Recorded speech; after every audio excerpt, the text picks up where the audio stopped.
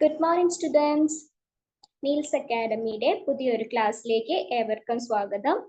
നമ്മൾ ഇന്ന് എടുക്കാൻ പോകുന്ന ചാപ്റ്റർ ഇന്ത്യൻ ഭരണഘടനയിൽ ഒരു പൗരന്റെ അവകാശങ്ങളും കടമകളും എന്ന് പറയുന്ന ഒരു ടോപ്പിക്കാണ് കേട്ടോ. ഇന്ത്യൻ ഭരണഘടനയിൽ വരുന്ന ഒരു പൗരന്റെ അവകാശങ്ങളും കടമകളും എന്ന് പറയുന്ന ടോപ്പിക്. അപ്പോ എന്താണ്, നമ്മൾ ഈ ഇന്ത്യ മഹാരാജ്യത്ത് ജീവിക്കുന്നവരാണ് അല്ലെ. അപ്പൊ നമുക്ക് എന്താണ് അവകാശപ്പെട്ട ഒരുപാട് അവകാശങ്ങളുണ്ട്. അത് കൂടാതെ തന്നെ നമ്മൾ ഈ രാജ്യത്തിന് വേണ്ടി ചെയ്യേണ്ട പല കടമകളും ഉണ്ട്. അപ്പൊ അതിനെ പറ്റിയിട്ട് വിവരിച്ചു തരുന്ന ഒരു പ്രധാനപ്പെട്ട ടോപ്പിക്കാണ് ഈ പറയുന്ന ഒരു പൗരന്റെ അവകാശങ്ങളും കടമകളും എന്ന് പറയുന്നത്. നിങ്ങൾക്ക് എന്താണ് ഈ PSC ക്വസ്റ്റ്യൻ പേപ്പേഴ്സ് ഒക്കെ എടുത്തു നോക്കുമ്പോഴും ഈവൻ നമ്മൾ PSC എക്സാം എഴുതാൻ പോകുന്ന ടൈമിലും ഒക്കെ കാണാൻ സാധിക്കും, ഭരണഘടനയുമായിട്ട് ബന്ധപ്പെട്ട് ഒരു ക്വസ്റ്റ്യൻ എങ്കിലും ചോദിക്കാതിരിക്കില്ല. ഏതെങ്കിലും ഒരു ആർട്ടിക്കിളോ അല്ലെങ്കിൽ ഏതെങ്കിലും. അപ്പൊ അതൊന്ന് ശ്രദ്ധിച്ചേ പറ്റുള്ളൂ. എന്താ, ഭരണഘടന പഠിച്ചിട്ട് പോകേണ്ടത് അപ്പൊ എന്താണ്, വളരെ ഇമ്പോർട്ടന്റ് ആണ് എന്നുള്ളത് മനസ്സിലാക്കുക കേട്ടോ. അപ്പൊ നമുക്ക് ആദ്യം പറയാനുള്ളത് പൗരത്വത്തെ പറ്റിയിട്ടാണ്.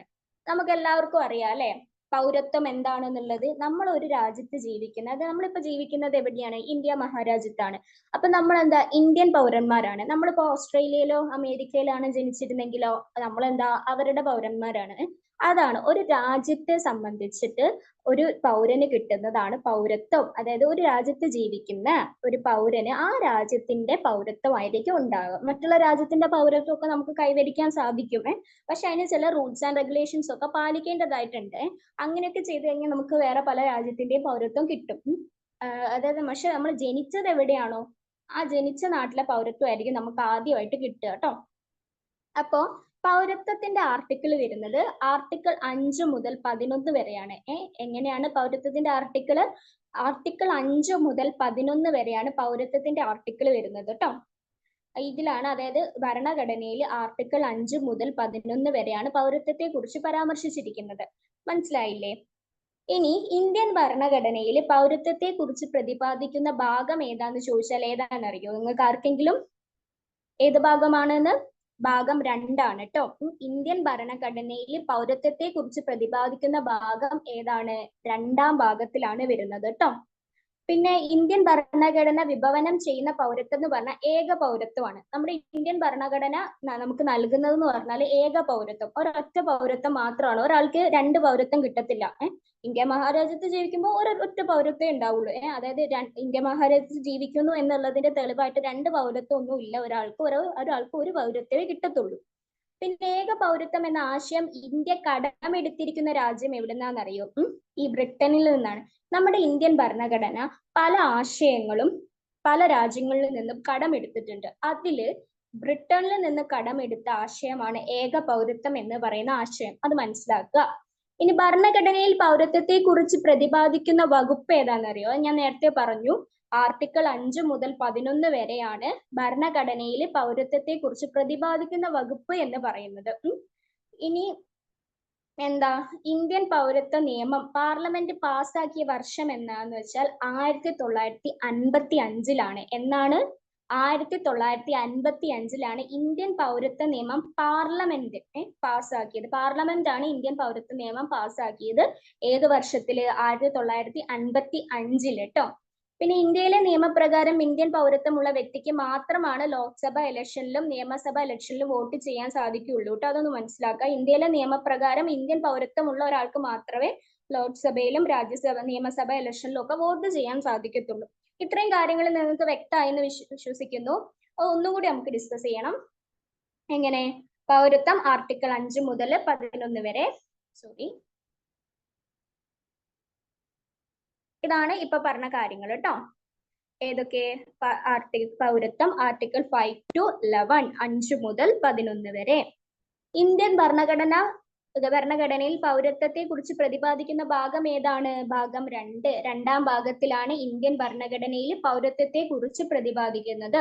ഇന്ത്യൻ ഭരണഘടന വിഭാവനം ചെയ്യുന്ന പൗരത്വം ഏതാണ്? ഏക പൗരത്വം. ഏക പൗരത്വമാണ് ഇന്ത്യൻ ഭരണഘടന വിഭാവനം ചെയ്യുന്ന പൗരത്വം എന്ന് പറയുന്നത്. ഇത് കടം കൊണ്ടിരിക്കുന്ന രാജ്യം ഏതാണ്? അതാണ് 3-ാമത്തെ പോയിന്റ് പറഞ്ഞിട്ടുള്ള. ഏക പൗരത്വം എന്ന ആശയം ഇന്ത്യ കടമെടുത്തിരിക്കുന്നത് ബ്രിട്ടനിൽ നിന്നാണ്. ഭരണഘടനയിൽ പൗരത്വത്തെ കുറിച്ച് പ്രതിപാദിക്കുന്ന വകുപ്പ് ആർട്ടിക്കിൾ 5 മുതൽ 11 വരെ. ഇത് ഓർത്ത് വെക്കുന്ന ഒരു ടിപ്പ് പറഞ്ഞുതരാം. നമ്മുടെ കയ്യിൽ കയ്യിൽ നമുക്ക് എത്ര വിരലുകളുണ്ട്? 5 വിരലുകളുണ്ട് അല്ലെ? 5 വിരലുകളുണ്ട്. അപ്പുറത്തെ കയ്യിലും എത്ര വിരലുകളുണ്ട്? 5. അപ്പൊ ടോട്ടൽ എത്രയാണ്? 10 വിരൽ. അപ്പൊ 10+1 കൂടെ കൂട്ടിയാൽ എത്ര? 11. ഒരു നമ്മുടെ തള്ളവിരലിന്റെ മണ്ടയിൽ കൂടെ അല്ലെങ്കിൽ കുഞ്ഞുവിരലിന്റെ മണ്ടയിൽ കൂടെ ഒക്കെ ഒരു വിരലുണ്ടോ എന്നൊന്ന് സങ്കല്പിക്കുക. അതല്ലെങ്കിൽ ഈ ഒരു ആർട്ടിക്കിൾ ഓർത്ത് വെക്കാൻ എന്തായാലും 5-ലാണ് തുടക്കം. അതായത് നമ്മുടെ ഒരു കയ്യിലെ 5 വിരലിൽ നിന്നാണ് ഭരണഘടനയിൽ പൗരത്വത്തെ കുറിച്ച് പ്രതിപാദിക്കുന്ന വകുപ്പിന്റെ തുടക്കം. ഇപ്പുറത്തെ കയ്യിലും 5 വിരലുണ്ട്, പക്ഷെ 11ാമത് ഒരു വിരലും കൂടെ എക്സ്ട്രാ ചേർത്തിട്ടുണ്ട്. അപ്പോ 5 മുതൽ 11 വരെ അത് മനസ്സിലാക്കുക കേട്ടോ. അതായത് വേറെ ഒന്നും 5 മുതൽ 11 വരെ തുടങ്ങൂല ഭരണഘടനയിൽ. 5 മുതൽ 11 വരെ തുടങ്ങുന്ന തീരുന്ന ഒരു ആർട്ടിക്കിൾ ഉണ്ടെങ്കിൽ അത് ഏതാണ്? പൗരത്വമായിരിക്കും എന്ന് മനസ്സിലാക്കുക. ഇനി ഇന്ത്യൻ പൗരത്വ നിയമം പാർലമെന്റ് പാസ്സാക്കിയ വർഷം, അതും ഒരു കോഡ് വെച്ച് നമുക്ക് പഠിക്കാൻ പറ്റും. പറഞ്ഞല്ലോ 5 മുതൽ 11 വരെയാണ് പൗരത്വത്തെ കുറിച്ച് പ്രതിപാദിക്കുന്ന ആർട്ടിക്കിൾ എന്ന് പറഞ്ഞല്ലോ. അപ്പൊ ഇന്ത്യൻ പൗരത്വ നിയമം പാർലമെന്റ് പാസ്സാക്കിയ വർഷം ഇവിടെ 1955. ഇവിടെയും ഒരു 5ന്റെ സാന്നിധ്യം ഉണ്ട്. അപ്പൊ അത് രണ്ടും കൂടെ കണക്ട് ചെയ്ത് പഠിക്കുക. ഒന്ന് ആർട്ടിക്കിൾ 5 മുതൽ തുടങ്ങും, അതേപോലെ തന്നെ പാസ്സാക്കിയ വർഷവും ഈ പറയുന്ന 5-ലാണ്, 1955-ലാണ് വരുന്നതെന്ന് ഓർത്തു വെക്കുക. ഇനി ഇന്ത്യയിലെ നിയമപ്രകാരം ഇന്ത്യൻ പൗരത്വമുള്ള വ്യക്തിക്ക് നേരത്തെ പറഞ്ഞ പോലെ ലോക്സഭ ഇലക്ഷനിലും നിയമസഭ ഇലക്ഷനിലും വോട്ട് ചെയ്യാൻ സാധിക്കുന്നത്. അതായത് ഇന്ത്യൻ നിയമപ്രകാരം ഇന്ത്യൻ പൗരത്വമുള്ള ഒരു വ്യക്തിക്ക് മാത്രമാണ് ലോക്സഭ ഇലക്ഷനിലും നിയമസഭ ഇലക്ഷനിലും വോട്ട് ചെയ്യാൻ സാധിക്കുകയുള്ളൂ. ഇത്രയും കാര്യങ്ങളാണ് ഇപ്പൊ പറഞ്ഞിട്ടുള്ളത് കേട്ടോ. ഇനി വേറൊരു സംഭവമുണ്ട്. ഈ ഇന്ത്യൻ പൗരത്വ നിയമം അനുസരിച്ച് ഒരു വ്യക്തിക്ക് 5 രീതിയിൽ പൗരത്വം ലഭിക്കും. അതായത് ഒരു വ്യക്തിക്ക് 5 രീതിയിലാണ് നമ്മുടെ ഇന്ത്യൻ നിയമപ്രകാരം, അതായത് ഇന്ത്യൻ പൗരത്വ നിയമപ്രകാരം എന്ത് ലഭിക്കുന്നത്? പൗരത്വം ലഭിക്കുന്നത്. അതിലൊന്നാണ് ജന്മസിദ്ധമായ പൗരത്വം എന്ന് പറയുന്നത്. അതായത് ബൈ ബർത്ത്, നമുക്ക് ജനിച്ച ഉടനെ തന്നെ കിട്ടുന്ന പൗരത്വം, അതാണ് ജന്മസിദ്ധമായ പൗരത്വം. പിന്നെ പിന്തുടർച്ച വഴിയുള്ള പൗരത്വം, അതായത് പാരമ്പര്യമായിട്ട് അങ്ങനെ വരുന്ന പൗരത്വം, പിന്തുടർച്ച വഴിയുള്ള പൗരത്വം. പിന്നെ രജിസ്ട്രേഷൻ മുഖാന്തരം. രജിസ്ട്രേഷൻ മുഖാന്തരം എന്ന് പറയുന്ന പൗരത്വത്തിന് നെക്സ്റ്റ് ഒരു ടോപ്പിക്കിൽ നമുക്ക് ഡിസ്കസ് ചെയ്യാനുണ്ട്. അപ്പൊ മനസ്സിലാവും അതെന്താണെന്ന്. ഇപ്പം തൽക്കാലത്തേക്ക് 5 രീതിയിലാണ് പൗരത്വം ലഭിക്കുന്നത് എന്നുള്ളത് മനസ്സിലാക്കുക കേട്ടോ. അപ്പൊ രജിസ്ട്രേഷൻ മുഖാന്തരം, മൂന്നാമത്. നാലാമത്തെ ചിരകാലവാസം മുഖേന, ബൈ നാച്ചുറലൈസേഷൻ എന്ന് പറയുന്ന മെത്തേഡിലൂടെ, അതായത് കുറെ നാൾ ഇവിടെ വസിക്കുന്നതിലൂടെ കിട്ടുന്ന പൗരത്വം. ഇന്ത്യയിൽ കുറെ നാൾ വസിച്ചതിലൂടെ പൗരത്വം കിട്ടിയ 2 പ്രസിദ്ധരായിട്ടുള്ള വ്യക്തികളുണ്ട്, അവരെ കുറിച്ച് നമ്മൾ പറയും. ഇനി പ്രാദേശിക സംയോജനം മൂലം. ഇങ്ങനെ 5 രീതിയിലാണ് ഇന്ത്യൻ പൗരത്വ നിയമം അനുസരിച്ച് ഒരു വ്യക്തിക്ക് പൗരത്വം ലഭിക്കുന്നത്. എങ്ങനെയൊക്കെ? 1 ജന്മസിദ്ധമായ പൗരത്വം, 2 പിന്തുടർച്ച വഴിയുള്ള പൗരത്വം, 3 രജിസ്ട്രേഷൻ മുഖാന്തരം, 4 ചിരകാലവാസം മുഖേന, 5 പ്രാദേശിക സംയോജനം മൂലം. ഇത് ലഭിക്കുന്ന കാര്യം, ഒരു കാര്യം നമുക്ക് ലഭിച്ചാല് അത് നഷ്ടപ്പെടാനുള്ള പല കാരണങ്ങളോ അല്ലെങ്കിൽ സാഹചര്യങ്ങളോ ഉണ്ടാവലുണ്ട്. പല കാര്യങ്ങളിലും ഉണ്ടാവില്ല. ഇപ്പൊ നമുക്കൊരു കാര്യം ലഭിച്ചു. അപ്പൊ ലഭിച്ചപ്പോൾ ഫോർ എക്സാമ്പിൾ പറയുകയാണെങ്കിൽ, നമുക്കിപ്പോ വഴിയോരത്ത് വെച്ചിട്ട് എന്തെങ്കിലും സാധനം കളഞ്ഞു കിട്ടിയെന്ന് വിചാരിച്ചു. കളഞ്ഞു കിട്ടിയതല്ല, നമ്മുടെ തന്നെ സാധനമാണ്, കളഞ്ഞു പോയതാണെന്ന് വിചാരിക്കുക. എന്നിട്ട് എവിടെന്നെങ്കിലും നമുക്ക് കിട്ടി, നമ്മൾ അതെടുത്ത് സൂക്ഷിച്ചു വെച്ച് പിന്നെയും അത് നഷ്ടപ്പെട്ട് നമ്മുടെ കയ്യിൽ നിന്ന് പോവാണ്. അതേപോലെ തന്നെ പൗരത്വം നഷ്ടപ്പെടാൻ ഉള്ള സാഹചര്യങ്ങളുണ്ട്. അതായത് നമുക്ക് കിട്ടുന്നത് മാത്രമല്ല, നമുക്കിത് നഷ്ടപ്പെടുത്താനും സാധിക്കും. അതായത് അത് മനഃപൂർവ്വം ചെയ്യാവുന്ന, അല്ലെങ്കിൽ സ്വമേധയാ ചെയ്യാവുന്നതാണ്, അതല്ലെങ്കിൽ പല കാരണങ്ങൾ കൊണ്ട് നഷ്ടപ്പെടാവുന്നതാണ് കേട്ടോ. അങ്ങനെ 3 രീതിയിൽ പൗരത്വം നഷ്ടപ്പെടാം. ഇന്ത്യൻ പൗരത്വ നിയമം അനുസരിച്ച് ഒരു ഇന്ത്യൻ പൗരന് 3 രീതിയിൽ പൗരത്വം നഷ്ടപ്പെടും. അത് ഏതൊക്കെയാണ്? ഒന്ന് പരിത്യാഗം, സ്വമേധയാല് ഉപേക്ഷിക്കുക. എനിക്ക് ഇന്ത്യൻ പൗരനാകണ്ട, എനിക്ക് ഇന്ത്യൻ പൗരത്വം വേണ്ട എന്ന് പറഞ്ഞ് സ്വമേധയാ ഉപേക്ഷിക്കുന്നത് ഒന്ന്. പിന്നെ നിർത്തലാക്കുന്ന എന്തെങ്കിലും കാരണവശാൽ ഇയാളുടെ പൗരത്വം നിർത്തലാക്കിയിരിക്കുന്നു എന്നുള്ള എന്തെങ്കിലും കുറ്റകൃത്യ കാര്യങ്ങൾ എന്തെങ്കിലും ചെയ്തതിന്റെ പ്രകാരമായിരിക്കാം.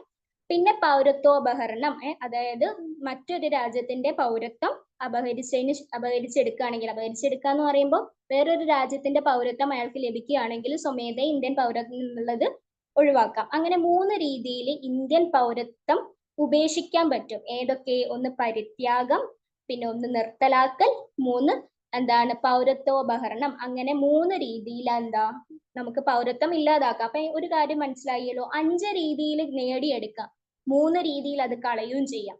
എങ്ങനെ 5 രീതിയിൽ ഇന്ത്യൻ പൗരത്വം നേടിയെടുക്കാം, 3 രീതിയിൽ അത് ഉപേക്ഷിക്കുകയും ചെയ്യാം. അതാണ് ഇവിടെ പറഞ്ഞിട്ടുള്ളത് കേട്ടോ.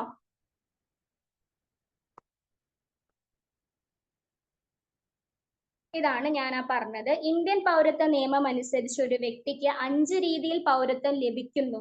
ജന്മസിദ്ധമായ പൗരത്വം, പിന്തുടർച്ച വഴിയുള്ള പൗരത്വം, രജിസ്ട്രേഷൻ മുഖാന്തരം, ചിരകാലവാസം മുഖേന, പ്രാദേശിക സംയോജനം മൂലം. അങ്ങനെ 5 രീതിയിൽ. എങ്ങനെയൊക്കെയാണ്? ജന്മസിദ്ധമായ പൗരത്വം, പിന്തുടർച്ച വഴിയുള്ള പൗരത്വം, രജിസ്ട്രേഷൻ മുഖാന്തരം, ചിരകാലവാസം മുഖേന, പ്രാദേശിക സംയോജനം മൂലം. ഇനി ഇന്ത്യൻ പൗരത്വ നിയമം അനുസരിച്ച് ഒരു ഇന്ത്യൻ പൗരന് പൗരത്വം നഷ്ടപ്പെടുന്നത് ഏതൊക്കെ രീതിയിലാണ്? Excuse me. ഓക്കെ. പരിത്യാഗം, അതായത് സ്വമേധയാലുള്ള എന്താണ് പൗരത്വം ഉപേക്ഷിക്കല്, പിന്നെ നിർത്തലാക്കൽ ചെയ്യുക മൂലം പൗരത്വോപഹരണം. ഇങ്ങനെ 3 രീതിയിൽ എന്താ ഒരു ഇന്ത്യൻ പൗരന് പൗരത്വം നഷ്ടപ്പെടാം. എങ്ങനെയൊക്കെ നഷ്ടപ്പെടാം?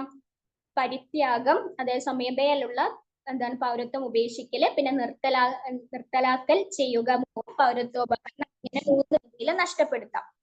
അടുത്തത്, ഈ അരിസ്റ്റോട്ടിൽ പറഞ്ഞൊരു കാര്യമുണ്ട്.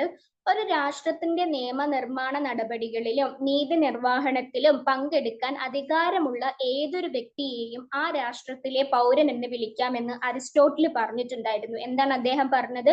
ഒരു രാഷ്ട്രത്തിന്റെ നിയമനിർമ്മാണ നടപടികളിലും നീതി നിർവഹണത്തിലും പങ്കെടുക്കാൻ അധികാരമുള്ള ഏതൊരു വ്യക്തിയെയും ആ രാഷ്ട്രത്തിലെ പൗരൻ എന്ന് വിളിക്കാമെന്ന് അരിസ്റ്റോട്ടിൽ പറഞ്ഞിട്ടുണ്ട്. ഞാൻ പ്രത്യേകിച്ച് ഒരു വിശദീകരണം വേണ്ടി വരില്ല എന്ന് തോന്നുന്നു. നിങ്ങൾക്ക് കാര്യം മനസ്സിലായല്ലോ. അതായത് നമ്മൾ ഒരു രാഷ്ട്രത്തിന്റെ നിയമനിർമ്മാണ നടപടികളിലും നീതി നിർവഹണത്തിലും ഒക്കെ പങ്കെടുക്കുന്നവരാണെങ്കിൽ എന്താണ്, അത് പങ്കെടുക്കാൻ അധികാരമുള്ള ആളാണെങ്കിൽ എന്താ, ആ രാഷ്ട്രത്തിലെ പൗരനാണ് നമ്മൾ. അത് മനസ്സിലാക്കാം.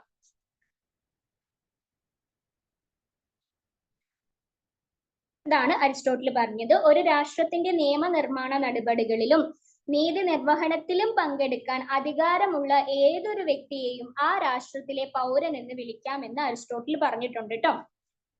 ഇനി ഇന്ത്യൻ പാർലമെന്റിലാണ് പൗരത്വത്തെ സംബന്ധിച്ച് നിയമനിർമ്മാണത്തിന് അധികാരമുള്ളത് കേട്ടോ. ആർക്കാണ്? ഇന്ത്യൻ പാർലമെന്റിനാണ് പൗരത്വത്തെ സംബന്ധിച്ചിട്ട് നിയമനിർമ്മാണത്തിന് അധികാരമുള്ളത്. 1955 ഇന്ത്യൻ പൗരത്വ നിയമപ്രകാരം ഞാൻ നേരത്തെ പറഞ്ഞ പോലെ 5 വിധത്തിൽ ഇന്ത്യൻ പൗരത്വം നേടാനും 3 വിധത്തിൽ ഇന്ത്യൻ പൗരത്വം നഷ്ടപ്പെടാനും സാധ്യതയുണ്ട്. ഇന്ത്യയിൽ ഇരട്ട പൗരത്വം എന്ന ആശയം നിർദ്ദേശിച്ചത് ആരായിരുന്നു എന്നറിയോ? LM സിഗ്ബി കമ്മിറ്റി ആയിരുന്നു. ഒരു കമ്മിറ്റി ആയിരുന്നു ഇന്ത്യയിൽ ഇരട്ട പൗരത്വം എന്ന ആശയം നിർദ്ദേശിച്ചത്. ഏതായിരുന്നു ആ committee? LM Zigbee committee. LM Zigbee committee ആയിരുന്നു. ഇനി ഇന്ത്യൻ പൗരന്മാരെ വിവാഹം കഴിക്കുന്നത് വഴി വിദേശികൾക്ക് ഇന്ത്യൻ പൗരത്വം ലഭിക്കുന്ന രീതിയാണ് എന്ത്? രജിസ്ട്രേഷൻ. ഞാൻ പറഞ്ഞു 5 രീതിയിൽ പൗരത്വം കിട്ടുമെന്ന് പറഞ്ഞു ഇല്ലേ? അതിൽ രജിസ്ട്രേഷൻ എന്ന് പറയുന്ന ഒരു ഭാഗം വായിച്ചപ്പോൾ പിന്നത്തേക്ക് പറഞ്ഞു തരാമെന്ന് പറഞ്ഞിരുന്നു. അതാണ് ഈ പറയുന്നത്. അതായത് ഇന്ത്യൻ പൗരന്മാരെ വിവാഹം കഴിക്കുന്നത് വഴി വിദേശികൾക്ക് ഇന്ത്യൻ പൗരത്വം ലഭിക്കുന്ന രീതിയാണ് എന്ത്? ഈ രജിസ്ട്രേഷൻ എന്ന് പറയുന്ന രീതി കേട്ടോ. പിന്നെ ഒരു പൗരന് ജന്മനാ ലഭിക്കുന്ന പൗരത്വം അറിയപ്പെടുന്നത് സ്വാഭാവിക പൗരത്വം, ബൈ ബർത്ത് അത് കിട്ടുന്നത്. ഞാൻ നേരത്തെ പറഞ്ഞല്ലോ, ആദ്യത്തെ പോയിന്റ് അതായിരുന്നു. പിന്നെ ഒരു രാജ്യത്തെ നിയമ നടപടികൾ പാലിച്ചുകൊണ്ട് ഒരു വ്യക്തി നേടിയെടുക്കുന്ന പൗരത്വമാണ് എന്ത്?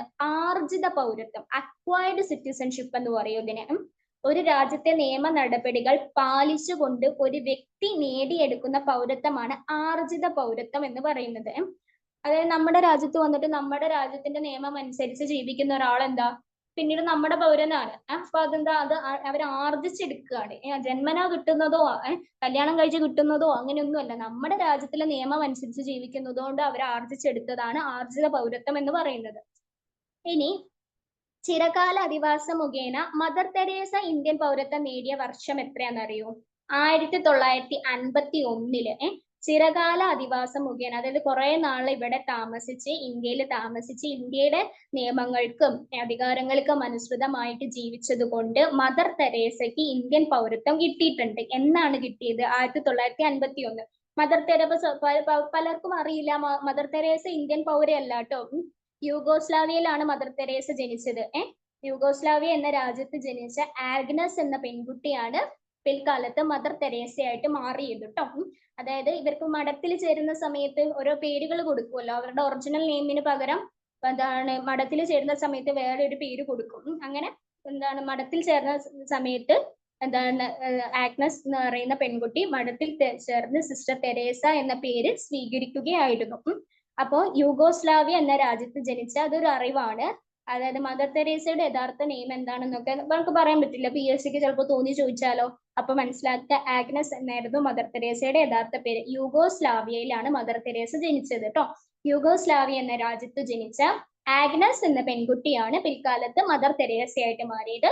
ആഗ്നസ് സന്യാസി മഠത്തിൽ ചേർന്നിട്ട് സിസ്റ്റർ തെരേസ എന്ന പേര് സ്വീകരിക്കുകയായിരുന്നു.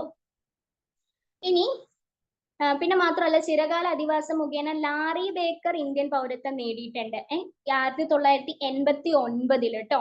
മദർ തെരേസയ്ക്ക് 1951 ഇന്ത്യൻ പൗരത്വം കിട്ടുന്നത്. ലാറി ബേക്കറിന് ഇതേപോലെ തന്നെ ചിരകാല അധിവാസം മുഖേന കുറെ നാൾ ഇവിടെ താമസിച്ചതിന്റെ പേരില് 1989 പൗരത്വം ലഭിക്കുകയുണ്ടായി. വാസ്തുവിദ്യ ഗാന്ധി എന്നറിയപ്പെടുന്നത് ആരാണ്? ലാറി ബേക്കർ ആണ്. അതായത് വാസ്തുവിദ്യ ഗാന്ധി എന്നറിയപ്പെടുന്ന ഒരു വിശേഷണം ആർക്കുണ്ട്? ഈ ലാറി ബേക്കർ എന്ന് പറയുന്ന വ്യക്തിക്കുണ്ട് കേട്ടോ.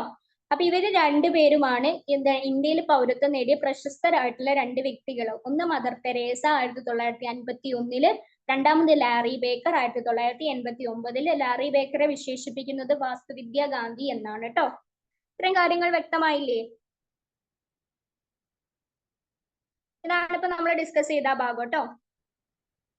ഇന്ത്യൻ പാർലമെന്റ് ആണ് പൗരത്വത്തെ സംബന്ധിച്ച് നിയമനിർമ്മാണത്തിന് അധികാരമുള്ളത്. അത് നമ്മൾ പറഞ്ഞു. ഇനി 1955 ഇന്ത്യൻ പൗരത്വ നിയമപ്രകാരം എത്ര വിധത്തിൽ നേടിയെടുക്കാം? 5 വിധത്തിൽ നേടിയെടുക്കുകയും 3 വിധത്തിൽ ഇന്ത്യൻ പൗരത്വം നഷ്ടപ്പെടാനും സാധ്യതയുണ്ട്. ഇനി ഇന്ത്യയിൽ ഇരട്ട പൗരത്വം എന്ന ആശയം നിർദ്ദേശിച്ചത് ആരായിരുന്നു? ഇന്ത്യയിൽ എല്ലാം സിഗ്ബി കമ്മിറ്റി ആയിരുന്നു കേട്ടോ. ഐ എം റിയലി സോറി, അതിവിടെ രേഖപ്പെടുത്തിയിട്ടില്ല. എല്ലാം സിഗ്ബി കമ്മിറ്റി ആയിരുന്നു ഇന്ത്യയിൽ ഇരട്ട പൗരത്വം എന്ന ആശയം നിർദ്ദേശിച്ചത്. ഇന്ത്യയിൽ ഇരട്ട പൗരത്വം എന്ന ആശയം നിർദ്ദേശിച്ചത് എല്ലാം സിഗ്ബി കമ്മിറ്റി ആയിരുന്നു. ഇനി ഞാൻ രേഖപ്പെടുത്തിയിട്ട് നിങ്ങൾക്ക് സെൻഡ് ചെയ്ത് തരുന്നതായിരിക്കും കേട്ടോ. രേഖപ്പെടുത്തിയിട്ടുണ്ടായിരുന്നു, പക്ഷെ ഇവിടെ എന്തോ ടൈപ്പിംഗ് മിസ്റ്റേക്ക് വന്നതുകൊണ്ട് അത് പോയതാണ്. ഇനി ഇന്ത്യൻ പൗരന്മാരെ വിവാഹം കഴിക്കുന്നത് വഴി വിദേശികൾക്ക് ഇന്ത്യൻ പൗരത്വം ലഭിക്കുന്ന രീതിയായിരുന്നു എന്ത്? രജിസ്ട്രേഷൻ. അത് പറഞ്ഞു. ഇന്ത്യൻ പൗരന്മാരെ വിവാഹം കഴിക്കുന്നത് വഴി ലഭിക്കുന്ന പൗരത്വമാണ് എന്ത്? രജിസ്ട്രേഷൻ എന്ന് പറയുന്ന പൗരത്വം. ഇനി ഒരു പൗരന് ജന്മനാ ലഭിക്കുന്ന പൗരത്വം അറിയപ്പെടുന്നത് എന്താണ്? സ്വാഭാവിക പൗരത്വം എന്നാണ്. ഒരു പൗരന് ജന്മനാ ലഭിക്കുന്ന പൗരത്വം അറിയപ്പെടുന്നത് സ്വാഭാവിക പൗരത്വം. ഒരു രാജ്യത്തെ നിയമ നടപടികൾ പാലിച്ചുകൊണ്ട് ഒരു വ്യക്തി നേടിയെടുക്കുന്ന പൗരത്വമാണ് ആർജിത പൗരത്വം എന്ന് പറയുന്നത്. എങ്ങനെ? ഒരു രാജ്യത്തെ നിയമ നടപടികൾ പാലിച്ചുകൊണ്ട് ഒരു വ്യക്തി നേടിയെടുക്കുന്ന പൗരത്വത്തെ പറയുന്നതാണ് ആർജിത പൗരത്വം. ചിരകാല അധിവാസം മുഖേന മദർ തെരേസ ഇന്ത്യൻ പൗരത്വം നേടിയ വർഷമാണ് എത്ര? 1951. അതേപോലെ തന്നെ ചിരകാല അധിവാസം മുഖേന ലാറി ബേക്കർ ഇന്ത്യൻ പൗരത്വം നേടിയ വർഷം 1989. വാസ്തുവിദ്യ ഗാന്ധി എന്നറിയപ്പെടുന്ന വ്യക്തിയും ആരാണ്? ലാറി ബേക്കർ ആണ്.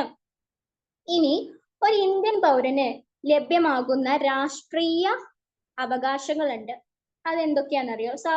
സാധാരണ നമുക്കിപ്പോ ഇവിടെ കണ്ടുവരുന്ന പല അവകാശങ്ങളുമാണ്. ഒന്ന്, വോട്ട് ചെയ്യാനുള്ള അവകാശം. 2, തെരഞ്ഞെടുപ്പിൽ മത്സരിക്കാനുള്ള അവകാശം. 3, സംഘടനകൾ രൂപീകരിക്കാനുള്ള അവകാശം. 4, ഗവൺമെന്റിനെ വിമർശിക്കാനുള്ള അവകാശം. 5, ഔദ്യോഗിക സ്ഥാനങ്ങൾ വഹിക്കാനുള്ള അവകാശം. ഒരു ഇന്ത്യൻ പൗരന് ലഭ്യമാകുന്ന രാഷ്ട്രീയ അവകാശങ്ങളാണ് എന്തൊക്കെ? 1, വോട്ട് ചെയ്യാനുള്ള അവകാശം. 2, തിരഞ്ഞെടുപ്പിൽ മത്സരിക്കാനുള്ള അവകാശം. 3, സംഘടനകൾ രൂപീകരിക്കാനുള്ള അവകാശം. 4, ഗവൺമെന്റിനെ വിമർശിക്കാനുള്ള അവകാശം. 5, ഔദ്യോഗിക സ്ഥാനങ്ങൾ വഹിക്കാനുള്ള അവകാശം. ഇങ്ങനെ 5 രീതിയിൽ ഒരു ഇന്ത്യൻ പൗരന് ലഭിക്കാവുന്ന രാഷ്ട്രീയ അവകാശങ്ങളുണ്ട്.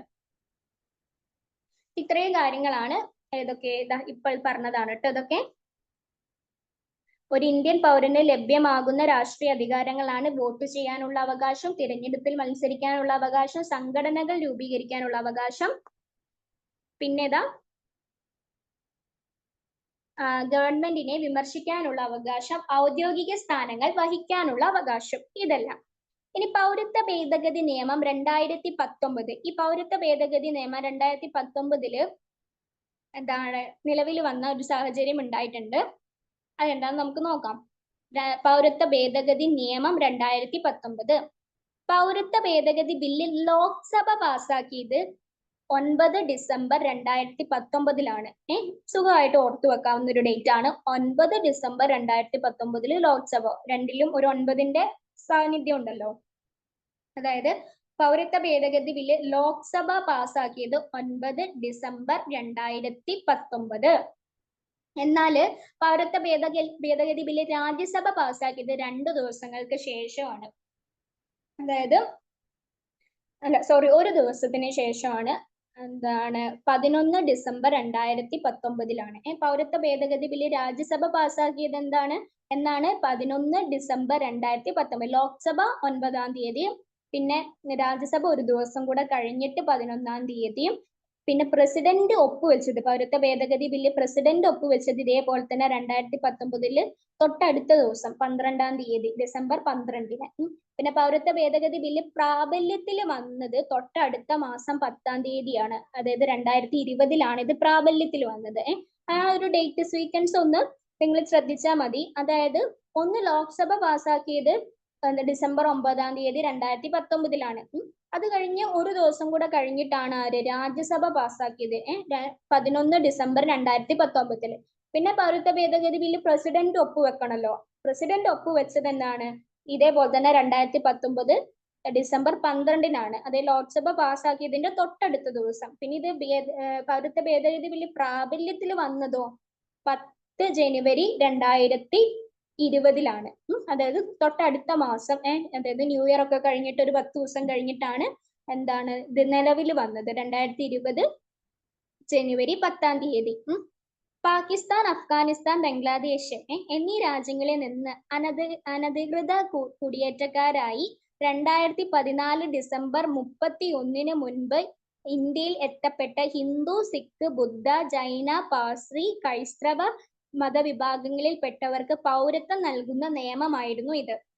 അതായത് പാകിസ്ഥാൻ, അഫ്ഗാനിസ്ഥാൻ, ബംഗ്ലാദേശ് എന്നീ രാജ്യങ്ങളിൽ നിന്ന് അനധികൃത കുടിയേറ്റക്കാരായി 2014 ഡിസംബർ 31-ന് മുൻപ് ആയിട്ട് ഇന്ത്യയിൽ വന്ന ഈ ഹിന്ദു വിഭാഗക്കാരും സിഖും ബുദ്ധയും ജൈവയും പാർസിയും ക്രൈസ്തവ മതങ്ങളിൽ പെട്ടവർക്കൊക്കെ പൗരത്വം നൽകുന്ന നിയമമായിരുന്നു ഇത്. പക്ഷെ ഇവർ ഏത് ദിവസത്തിന് മുൻപേ ഇവിടെ ഇന്ത്യയിൽ എത്തിയിട്ടുണ്ടായിരിക്കണം? 2014 ഡിസംബർ 31-ന് മുൻപേ ഇന്ത്യയിൽ എത്തിയവർക്ക് മാത്രമേ ഇത് കൊടുക്കുള്ളായിരുന്നു കേട്ടോ. ഇനി പൗരത്വ ഭേദഗതി നിയമത്തെ അനുകൂലിച്ച് പ്രമേയം പാസാക്കിയ ആദ്യ സംസ്ഥാനമായിരുന്നു ഗോവ കേട്ടോ. അതായത് ഈ പറയുന്ന പൗരത്വ ഭേദഗതി ഭേദഗതി നിയമത്തെ അനുകൂലിച്ചുകൊണ്ട് ഇത് സ്വീകരിച്ചുകൊണ്ട് നിയമം പാസാക്കിയ ആദ്യ സംസ്ഥാനമായിരുന്നു ഗോവ എന്ന് പറയുന്നത്. പിന്നെ പൗരത്വ ഭേദഗതി നിയമത്തിനെതിരെ പ്രമേയം ഇതിനെ അനുകൂലിച്ച് പാസാക്കിയവർ ഗോവയാണെങ്കിൽ ഇതിനെ എതിർത്ത് പാസാക്കിയത് അതായത് പൗരത്വ ഭേദഗതി നിയമത്തിന്റെ എതിരെ പ്രമേയം പാസാക്കിയ ആദ്യ സംസ്ഥാനം നമ്മുടെ കേരളമാണ് കേട്ടോ. പൗരത്വ ഭേദഗതി നിയമത്തിനെതിരെ പ്രമേയം പാസാക്കിയ ആദ്യ സംസ്ഥാനം കേരളമാണ്. ഇനി പൗരത്വ ഭേദഗതി നിയമത്തിനെതിരെ പ്രമേയം പാസാക്കിയ ആദ്യ കേന്ദ്ര ഭരണ പ്രദേശം അത് പുതുച്ചേരിയാണ് കേട്ടോ. പൗരത്വ ഭേദഗതി നിയമത്തിനെതിരെ പ്രമേയം പാസാക്കിയ ആദ്യ കേന്ദ്ര ഭരണ പ്രദേശം പുതുച്ചേരിയാണ്. ഇന്ത്യൻ പൗരത്വ നിയമം ഭേദഗതി ചെയ്ത വർഷം എന്നാണ്? 7 തവണ ഭേദഗതി ചെയ്തിട്ടുണ്ട് കേട്ടോ. ഒന്ന് 1986, പിന്നെ 1992, 2003, 2005, 2015, 2019 അങ്ങനെ 7 തവണ ഇന്ത്യൻ പൗരത്വ നിയമം ഭേദഗതി ചെയ്യപ്പെട്ടിട്ടുണ്ട്. ഏതൊക്കെ വർഷങ്ങളിലാണ്? 1986, 1992, 2003, 2005, 2015, 2019 അങ്ങനെ 7 തവണ ഇന്ത്യൻ പൗരത്വ നിയമം ഭേദഗതി ചെയ്യപ്പെട്ടിട്ടുണ്ട്. മനസ്സിലായി എന്ന് കരുതുന്നു. അപ്പൊ പൗരത്വ ഭേദഗതി ബില്ല് ലോക്സഭ പാസാക്കിയത് എന്നാണ്? 9 ഡിസംബർ 2019. പൗരത്വ ഭേദഗതി ബില്ല് രാജ്യസഭ പാസാക്കിയത് ഒരു ദിവസത്തിന് ശേഷം 11 ഡിസംബർ 2019. പൗരത്വ ഭേദഗതി ബില്ല് പ്രസിഡന്റ് ഒപ്പുവെച്ചത് തൊട്ടടുത്ത ദിവസം 12 ഡിസംബർ 2019. ഈ പൗരത്വ ഭേദഗതി ബില്ല് പ്രാബല്യത്തിൽ വന്നതോ അതെന്നാണ്? 10 ജനുവരി 2020 പാകിസ്ഥാൻ, അഫ്ഗാനിസ്ഥാൻ, ബംഗ്ലാദേശ് എന്നീ രാജ്യങ്ങളിൽ നിന്ന് അനധികൃത കുടിയേറ്റക്കാരായി 2014 ഡിസംബർ 31 മുൻപ് ഇന്ത്യയിൽ എത്തപ്പെട്ട ഹിന്ദു, സിഖ്, ബുദ്ധ, ജൈന, പാസി, ക്രൈസ്തവ മത വിഭാഗങ്ങളിൽപ്പെട്ടവർക്ക് പൗരത്വം നൽകുന്ന നിയമമാണിത്. പൗരത്വ ഭേദഗതി നിയമത്തെ അനുകൂലിച്ച് പ്രമേയം പാസാക്കിയ ആദ്യ സംസ്ഥാനം ഏതാണ്? ഗോവയാണ്. പൗരത്വ ഭേദഗതി നിയമത്തിനെതിരെ പ്രമേയം പാസാക്കിയ ആദ്യ സംസ്ഥാനം ഏതാണ്? കേരളമാണ്.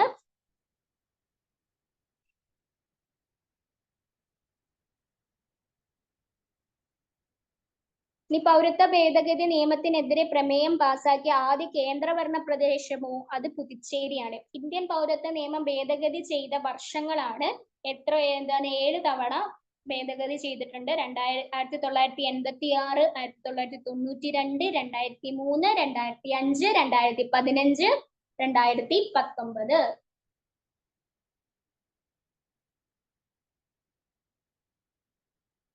അടുത്തത് PIO കാർഡ്. PIO കാർഡ് എന്ന് പറഞ്ഞാലേ personal of Indian original card എന്നാണ് അതിന്റെ ഫുൾ ഫോം. എന്ത്? Person of Indian original card. അതാണ് PIO കാർഡിന്റെ full form. Person of Indian original card എന്ന പദ്ധതി ഇന്ത്യ ഗവൺമെന്റ് ആരംഭിച്ചത് 1999 മാർച്ച് 30 എന്ന് person of Indian origin card എന്ന പദ്ധതി ഇന്ത്യ ഗവൺമെന്റ് ആരംഭിച്ചത് 1999 മാർച്ച് 30 ഈ പദ്ധതി പ്രാബല്യത്തിൽ വന്നത് 2002 സെപ്റ്റംബർ 15 അതായത് ഈ പറയുന്ന PIO കാർഡ് പദ്ധതി പ്രാബല്യത്തിൽ വന്നത് 2002 സെപ്റ്റംബർ 15 PIO കാർഡ് ലഭിക്കുന്ന വ്യക്തിക്ക് വിസ ഇല്ലാതെ തന്നെ ഇന്ത്യ സന്ദർശിക്കുന്നതിനും ഇന്ത്യയിലെ സ്കൂളുകളിലും കോളേജുകളിലും അഡ്മിഷൻ നേടുന്നതിനും ഇന്ത്യയിൽ ജോലി ചെയ്യുന്നതിനും സാധിക്കാറുണ്ട് കേട്ടോ. ഈ PIO കാർഡ് ലഭിക്കുന്ന വ്യക്തിക്ക് എന്തൊക്കെ സൗകര്യങ്ങളാണ് നമ്മുടെ രാജ്യത്ത് കിട്ടുന്നത്? വിസ ഇല്ലാതെ തന്നെ ഇന്ത്യ സന്ദർശിക്കുന്നതിനും ഇന്ത്യയിലെ സ്കൂളുകളിലും കോളേജുകളിലും അഡ്മിഷൻ നേടുന്നതിനും ഇന്ത്യയിൽ ജോലി ചെയ്യുന്നതിനും സാധിക്കുന്നു. 2015 ജനുവരി 9 PIO കാർഡ് പദ്ധതി OCI പദ്ധതിയിൽ ലയിപ്പിച്ചു എന്നാണ് പറയുന്നത്. 2015 ജനുവരി 9 PIO കാർഡ് പദ്ധതി OCI പദ്ധതിയിൽ ലഭിച്ചു. OCI പദ്ധതി എന്താണെന്ന് നെക്സ്റ്റ് പഠിക്കാനുണ്ട്. അപ്പൊ അറിയാവുന്നതാണ്. ഇപ്പൊ ജസ്റ്റ് മനസ്സിലാക്കുക. അതായത് PIO കാർഡ് OCIയിൽ ലയിപ്പിച്ചിട്ടുണ്ട് എന്നുള്ളത്. എന്ന് 2015 ജനുവരി 9 ഇപ്പം നിങ്ങൾ വിചാരിക്കും ഈ PIO കാർഡ് ഉണ്ടെങ്കിൽ ഏതൊരുത്തരും ഇവിടെ വന്നിട്ട് എന്താണ് ഇന്ത്യ സന്ദർശിച്ചിട്ടും അങ്ങനെ ഇങ്ങനെയും പോവാലോ എന്നൊക്കെ കരുതുന്നുണ്ടാവും അല്ലേ? അത് അങ്ങനെയല്ല. വ്യക്തമായിട്ടുള്ള റീസണുകളും അതായത് ഇയാൾ കൊടുക്കുന്ന ഡോക്യുമെന്റ്സും കാര്യങ്ങളും ഒക്കെ ജെനുവിൻ ആണോ എന്ന് നോക്കിയതിന് ശേഷം മാത്രമേ ഈ ഒരു PIO കാർഡ് കൊടുക്കുള്ളൂ കേട്ടോ. അല്ലെങ്കിൽ തീവ്രവാദികളോ അതൊക്കെ നമ്മുടെ രാജ്യം ആക്രമിക്കൂലേ? അപ്പോ ജെനുവിൻ ആയിട്ടുള്ള വ്യക്തികൾക്ക് മാത്രമേ, അതായത് സത്യസന്ധമായിട്ടുള്ള ഡോക്യുമെന്റ്സ് സമർപ്പിക്കുന്ന വ്യക്തികൾക്ക് മാത്രമേ ഈ PIO കാർഡ് ലഭിക്കുള്ളൂ. അല്ലാതെ ഏതൊരാൾക്കും കൊണ്ടുപോയിട്ട് PIO കാർഡ് കൊടുക്കൂല. മനസ്സിലാക്കുക. അപ്പൊ PIO card person of Indian origin card PIO എന്ന പദ്ധതി ഇന്ത്യൻ ഗവൺമെന്റ് ആരംഭിച്ചത് എന്നാണ് 1999 മാർച്ച് 30 എന്ന് person of Indian origin card PIO എന്ന പദ്ധതി ഇന്ത്യൻ ഗവൺമെന്റ് ആരംഭിച്ചത് 1999 മാർച്ച് 30 ഈ പദ്ധതി പ്രാബല്യത്തിൽ വന്നതെന്നാണ് 2020 സെപ്റ്റംബർ 15 ഈ ഒരു പദ്ധതി പ്രാബല്യത്തിൽ വന്നത്. PIO കാർഡ് ലഭിക്കുന്ന വ്യക്തിക്ക് വിസ ഇല്ലാതെ തന്നെ ഇന്ത്യ സന്ദർശിക്കുന്നതിനും ഇന്ത്യയിലെ സ്കൂളുകളിലും കോളേജുകളിലും അഡ്മിഷൻ നേടുന്നതിനും ഇന്ത്യയിൽ ജോലി ചെയ്യുന്നതിനും സാധിക്കുന്നു. ഞാൻ പറഞ്ഞല്ലോ, വെറുതെ കിട്ടുന്നില്ല. അതാണ് ഈ പറഞ്ഞ പോലെ കൃത്യമായിട്ട് ഡോക്യുമെന്റ്സും കാര്യങ്ങളും കാരണങ്ങളും സഹിതം സമർപ്പിച്ചാൽ ഈ ഒരു സംഭവം അത് ജെന്യുവിൻ ആണെന്ന് തോന്നുകയാണെങ്കിൽ മാത്രമേ കൊടുക്കുള്ളൂ. പിന്നെ 2015 ജനുവരി 9 PIO കാർഡ് പദ്ധതി OCI പദ്ധതിയിൽ ലയിപ്പിച്ചു. അതൊന്ന് നോട്ട് ചെയ്യുക. 2015 ജനുവരി 9 PIO കാർഡ് ആരുടെ കൂടെ പോയി? OCI പദ്ധതിയുടെ കൂടെ പോയി. അതായത് OCI പദ്ധതിയിൽ ലയിപ്പിക്കുകയുണ്ടായിന്ന് പോലും. ഇനി എന്താണ് OCI പദ്ധതി? Overseas citizenship of India card. അതാണ് OCI പദ്ധതിയുടെ ഫുൾ ഫോം. എങ്ങനെ? Overseas citizenship of India card. Overseas citizenship of India card. അതാണ് OCI പദ്ധതിയുടെ ഫുൾ ഫോം എന്ന് പറയുന്നത്. എന്താന്ന് വെച്ചാലേ ഇന്ത്യൻ ഗവൺമെന്റ് 2004 രൂപം നൽകിയ പദ്ധതിയാണ് ഈ പറയുന്ന overseas citizenship of India card എന്ന് പറഞ്ഞ ഈ OCI പദ്ധതി. ഇന്ത്യൻ ഭരണഘടന പ്രകാരം ഇന്ത്യൻ പൗരന്മാർക്ക് ഏക പൗരത്വമാണ് വ്യവസ്ഥ ചെയ്യുന്നത്. ഇരട്ട പൗരത്വം അനുവദിക്കുന്നതല്ല. നേരത്തെ നമ്മൾ തുടക്കത്തിൽ തന്നെ പഠിച്ചിരുന്നല്ലോ. മറ്റ് രാജ്യങ്ങളിലുള്ള ഇന്ത്യൻ വംശജർക്ക് ഗവൺമെന്റ് ഓവർസീസ് സിറ്റിസൺഷിപ്പ് നൽകുക വഴി അവരുടെ സമ്പാദ്യങ്ങള് ഇന്ത്യയുടെ വികസന പ്രവർത്തനങ്ങൾക്ക് മുതൽക്കൂട്ടാകാൻ സാധിക്കും എന്ന ആശയത്തിൽ നിന്നാണ് OCI രൂപപ്പെട്ടത്. ഇപ്പൊ തന്നെ നമ്മുടെ പല അതായത് ഇന്ത്യ മഹാരാജ്യത്തിലുള്ള പല പൗരന്മാരും പല രാജ്യങ്ങളിലുമായിട്ട് സെറ്റിൽഡ് ചെയ്തിട്ടില്ലേ. അപ്പം അവരുടെയൊക്കെ സമ്പാദ്യങ്ങൾ നമ്മുടെ രാജ്യത്തിന് വേണ്ടിയിട്ട് ഉപയോഗപ്രദമാകുന്ന തരത്തിലാണ് ഈ OCI പദ്ധതി രൂപീകരിച്ചിട്ടുള്ളത്. അവർ ജനിച്ചത്, അതായത് നമുക്ക് ഓരോരുത്തർക്കും നമ്മുടെ ജനിച്ച നാടിനോട് ഒരു കടമയുണ്ട്, കടപ്പാടുമുണ്ട്. അത് വീട്ടാൻ നമുക്ക് പല രീതിയിലും സാധിക്കും. അതാണ് നമ്മൾ ഈ ടാക്സും കാര്യങ്ങളൊക്കെ അടയ്ക്കുന്നത് അതിന്റെ ഒക്കെ ഒരു ഭാഗമാണ് കേട്ടോ. അപ്പൊ നമ്മൾ ഇവിടെ ജനിച്ച് വളർന്ന് ഇവിടുത്തെ സൗകര്യത്തിലൊക്കെ ജീവിച്ച് പിന്നീട് നമ്മൾ നമ്മുടെ ജോലി സംബന്ധമായിട്ടുള്ള കാര്യങ്ങൾക്കും അങ്ങനെ ഇങ്ങനെയൊക്കെ പോയിട്ട് വിദേശത്ത് സെറ്റിൽഡ് ചെയ്താലും നമ്മൾ അവിടുത്തെ പൗരത്വം കിട്ടിയാൽ കൂടിയിട്ടും നമ്മൾ ഒരിക്കലും ഇന്ത്യൻ പൗരനാകാതിരിക്കുന്നില്ല. കാരണം നമ്മൾ ജനിച്ചു വീണ മണ്ണിനോടും വളർന്ന രാജ്യത്തിനോടും നമുക്ക് കടപ്പാടുണ്ട്. അപ്പൊ അവിടെയുള്ള ആൾക്കാരെ, മറ്റ് രാജ്യങ്ങളിലുള്ള ഇന്ത്യൻ വംശജർക്ക് ഗവൺമെന്റ് ഓവർസീസ് സിറ്റിസൺഷിപ്പ് നൽകുക വഴി അവർക്കാണ് ഈ OCI എന്ന് പറയുന്ന ഇത് കൊടുക്കുന്നത്, ഈ കാർഡ് കൊടുക്കുന്നത്. അപ്പോ ഈ പറയുന്ന OCI കൊടുത്തു കഴിഞ്ഞു കഴിഞ്ഞാല് അവരുടെ സമ്പാദ്യങ്ങള്, അതായത് അവിടെ സമ്പാദിക്കുന്ന പുറം രാജ്യങ്ങളിൽ ചെന്നിട്ട് അവർ സമ്പാദിക്കുന്നതിൽ നിന്നിട്ട് ഒരു പങ്ക് നമ്മുടെ രാജ്യത്തിന്റെ വികസനത്തിന് വേണ്ടി ഉപയോഗിക്കാൻ സാധിക്കും ഈ OCI കാർഡ് കൊടുത്തു കഴിഞ്ഞാൽ. വ്യക്തമായി എന്ന് വിചാരിക്കുന്നു കേട്ടോ. ഇനി 1955 പൗരത്വ നിയമ ഭേദഗതി ചെയ്താണ് ഈ ആശയത്തെ ഇന്ത്യൻ ഗവൺമെന്റ് രൂപീകരിച്ചത് കേട്ടോ. 1955 പൗരത്വ നിയമം ഭേദഗതി ചെയ്തിട്ടാണ് ഈ ആശയത്തെ ഇന്ത്യൻ ഗവൺമെന്റ് രൂപീകരിക്കുകയുണ്ടായത്. നിലവിൽ 16 രാജ്യങ്ങളിലെ ഇന്ത്യൻ വംശജർക്കാണ് ഓവർസീസ് സിറ്റിസൺഷിപ്പ് നൽകുന്നത്. അപ്പൊ നിലവിൽ 16 രാജ്യങ്ങളിൽ ഈ പറയുന്ന ഓവർസീസ് സിറ്റിസൺഷിപ്പ് ഇന്ത്യ മഹാരാജ്യം കൊടുക്കുന്നുണ്ടെന്ന് മനസ്സിലാക്കുക.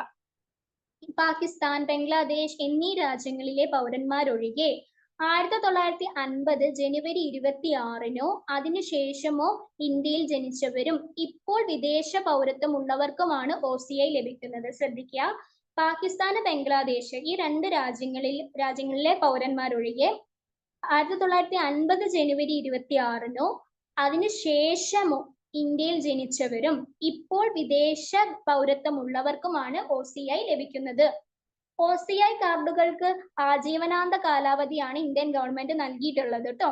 പിന്നെ OCI കാർഡുകൾ ഇന്ത്യയിലെ രാഷ്ട്രീയപരമായ ഒരു അവകാശവും OCI കാർഡുകൾക്ക് ഇന്ത്യയിലെ രാഷ്ട്രീയപരമായിട്ടുള്ള ഒരു അവകാശവും കിട്ടുന്നതല്ല എന്ന് മാത്രമല്ല, ഭരണഘടന ഉറപ്പു നൽകുന്ന അവസര സമത്വവും, അതായത് അവസര സമത്വത്തിന്റെ ആർട്ടിക്കിൾ ഏതിലാ വരുന്നത്? ആർക്കെങ്കിലും അറിയോ? നമ്മൾ കഴിഞ്ഞ ക്ലാസ്സിലൊക്കെ ഡിസ്കസ് ചെയ്തിരുന്നു അവസര സമത്വത്തിന്റെ ആർട്ടിക്കിൾ 16 കേട്ടോ വരുന്നത്. ഈ പറയുന്ന അവസര സമത്വത്തിനുള്ള അവകാശവും ഇവർക്ക് ലഭ്യമല്ല. ഈ OCI കാർഡ് ഉള്ളവർക്ക്, അത് OCI കാർഡ് ലഭിച്ചു എന്ന് വിചാരിച്ചിട്ട് ഇന്ത്യയിലെ എല്ലാ കാര്യങ്ങളും അവർക്ക് പിന്നെ മെയിൻറ്റെയിൻ ചെയ്യാനൊന്നും സാധിക്കില്ല. OCI കാർഡുകൾക്ക് ഇന്ത്യയിൽ രാഷ്ട്രീയപരമായിട്ട് ഒരു അവകാശവും ഇല്ല എന്നുള്ളത് മനസ്സിലാക്കുക. മാത്രമല്ല, ഭരണഘടന ഉറപ്പ് നൽകുന്ന അവസര സമത്വം ഇവർക്ക് ലഭ്യമല്ല എന്നുള്ളതും തിരിച്ചറിയാം. അതാണ് ഓവർസീസ് സിറ്റിസൺഷിപ്പ് ഓഫ് ഇന്ത്യ കാർഡിലൂടെ ഉദ്ദേശിക്കുന്നത്. ഇന്ത്യൻ ഗവൺമെന്റ് 2004 രൂപം നൽകിയ പദ്ധതിയാണ് overseas citizenship of India card.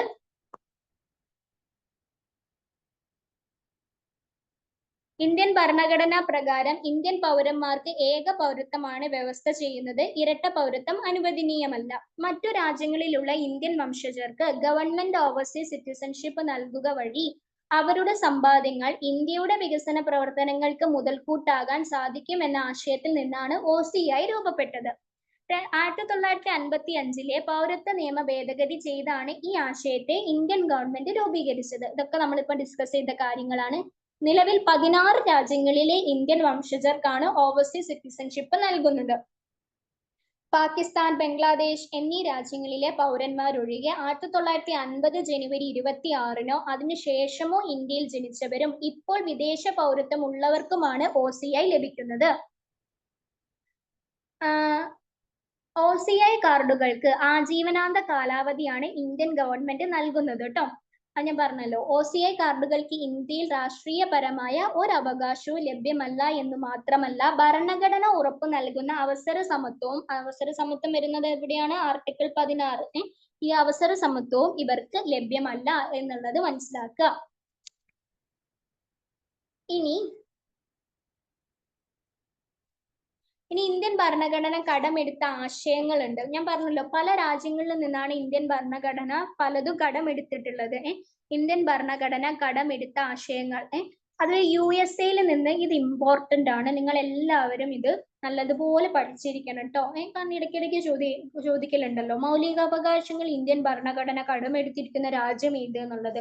ഉറപ്പായിട്ടും USA, ബ്രിട്ടൻ. കാരണം USA നിന്നും ബ്രിട്ടനാണ് കൂടുതൽ കടമെടുത്തിട്ടുള്ളത്. അതുകൊണ്ട് തന്നെ ഷുവർ ആയിട്ട് ഓപ്ഷനിൽ USAയും ബ്രിട്ടനും കൊടുക്കും. അപ്പൊ നമ്മുടെ മൈൻഡിൽ എപ്പോഴും ബ്രിട്ടീഷുകാർ വന്നിട്ടാണല്ലോ നമ്മളെ ഭരിച്ചത്. അതുകൊണ്ട് തന്നെ ബ്രിട്ടീഷ് കുത്താനുള്ള മെന്റാലിറ്റി ഇങ്ങനെ വരും. പക്ഷെ ബ്രിട്ടീഷ് അല്ല, മൗലിക അവകാശങ്ങൾ കടമെടുത്തിരിക്കുന്നത് USAയിൽ നിന്നാണ്, യുണൈറ്റഡ് സ്റ്റേറ്റ്സ് ഓഫ് അമേരിക്കയിൽ നിന്നിട്ടാണ് കേട്ടോ. അപ്പം എന്താണ് ഇന്ത്യൻ ഭരണഘടന കടമെടുത്ത ആശയങ്ങളിൽ USA നിന്നും കടമെടുത്തത് ഏതൊക്കെയാണ്? മൗലിക അവകാശങ്ങൾ, സ്വതന്ത്ര നീതിന്യായ വ്യവസ്ഥ, ലിഖിത ഭരണഘടന, സുപ്രീം കോടതി, ആമുഖം, ജുഡീഷ്യൽ റിവ്യൂ, പ്രസിഡന്റിന്റെ ഇംപീച്ച്മെന്റ്, ഉപരാഷ്ട്രപതിയുടെ ചുമതലകൾ. ഇതൊക്കെയാണ് USA നിന്ന് കടമെടുത്തിരിക്കുന്നത്. ഏതൊക്കെ? മൗലിക അവകാശങ്ങൾ, സ്വതന്ത്ര നീതിന്യായ വ്യവസ്ഥ, ലിഖിത ഭരണഘടന, സുപ്രീം കോടതി, ആമുഖം, ജുഡീഷ്യൽ റിവ്യൂ, പ്രസിഡന്റിന്റെ ഇംപീച്ച്മെന്റ്, ഉപരാഷ്ട്രപതിയുടെ ചുമതലകൾ. ഇനി ബ്രിട്ടനിൽ നിന്ന് കടമെടുത്തതാണെങ്കിൽ ഏതൊക്കെയാണ്? പാർലമെന്റിന്റെ ജനാധിപത്യം, സ്പീക്കർ, രാഷ്ട്രത്തലവന് നാമമാത്രമായ അധികാരം, നിയമവാഴ്ച, ഏക പൗരത്വം, CAGയുടെ ഓഫീസ്. ഈ CAGയുടെ ഓഫീസ് എന്ന് പറയുന്നത് എന്താണെന്നറിയോ? ഇപ്പൊ പറഞ്ഞുതരാം. CIGയുടെ ഓഫീസ് എന്ന് പറഞ്ഞു കഴിഞ്ഞാൽ CAGയുടെ ഫുൾ ഫോം ആണ് CAG is the head of India supreme audit institution. Full form അല്ല. CAG എന്ന് പറഞ്ഞു കഴിഞ്ഞാൽ ആദ്യം എന്താന്ന് മനസ്സിലാക്കുക. CAG എന്ന് പറഞ്ഞു കഴിഞ്ഞാൽ CAG is the head of India supreme audit institution. ഇന്ത്യയുടെ സുപ്രീം ഓഡിറ്റ് ഇൻസ്റ്റിറ്റ്യൂഷന്റെ ഹെഡ് ആണ് ആര്? ഈ CAG എന്ന് പറയുന്നത്. അതായത് comptroller and auditor general of India എന്നാണ് അതിന്റെ ഫുൾ ഫോം എന്ന് പറയുന്നത് കേട്ടോ. ഞാനൊന്ന് എഴുതി കാണിച്ചു തരാം. അതിന്റെ സ്പെല്ലിങ് കൺട്രോളർ എന്നല്ല കേട്ടോ, comptroller and auditor general of India എന്നാണ് പറയുന്നത്. I will show you.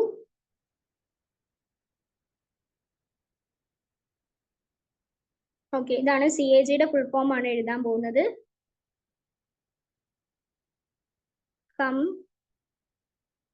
Controller of Auditor General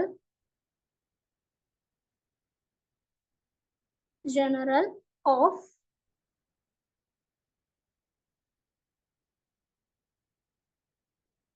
India. Comptroller of auditor general of India. ഇതാണ് CAGയുടെ ഫുൾ ഫോം എന്ന് പറയുന്നത് കേട്ടോ. CAG എന്ന് പറഞ്ഞാൽ ആരാണ്? CAG is the head of India supreme audit institution. അതായത് ഇന്ത്യയുടെ സുപ്രീം ഓഡിറ്റ് ഇൻസ്റ്റിറ്റ്യൂഷന്റെ ഹെഡ് ആണ് ഈ CAG എന്ന് പറയുന്നത്. Comptroller of auditor general of India എന്ന് പറയുന്നത്. അപ്പൊ ഇതും കടം കൊണ്ടിരിക്കുന്നത് എവിടെ നിന്നാണ്? ബ്രിട്ടീഷിൽ നിന്നിട്ടാണ്. പിന്നെ റിട്ടുകൾ, ക്യാബിനറ്റ് സമ്പ്രദായം, പ്രധാനമന്ത്രി, പിന്നെ ദ്വിമണ്ഡല സഭ, ഇതൊക്കെ എവിടെ നിന്നാണ് കൈക്കൊണ്ടിരിക്കുന്നത്? ഈ പറയുന്ന ബ്രിട്ടനിൽ നിന്നിട്ടാണ് കൈക്കൊണ്ടിരിക്കുന്നത് കേട്ടോ. റേസ് ചെയ്തിട്ടെ.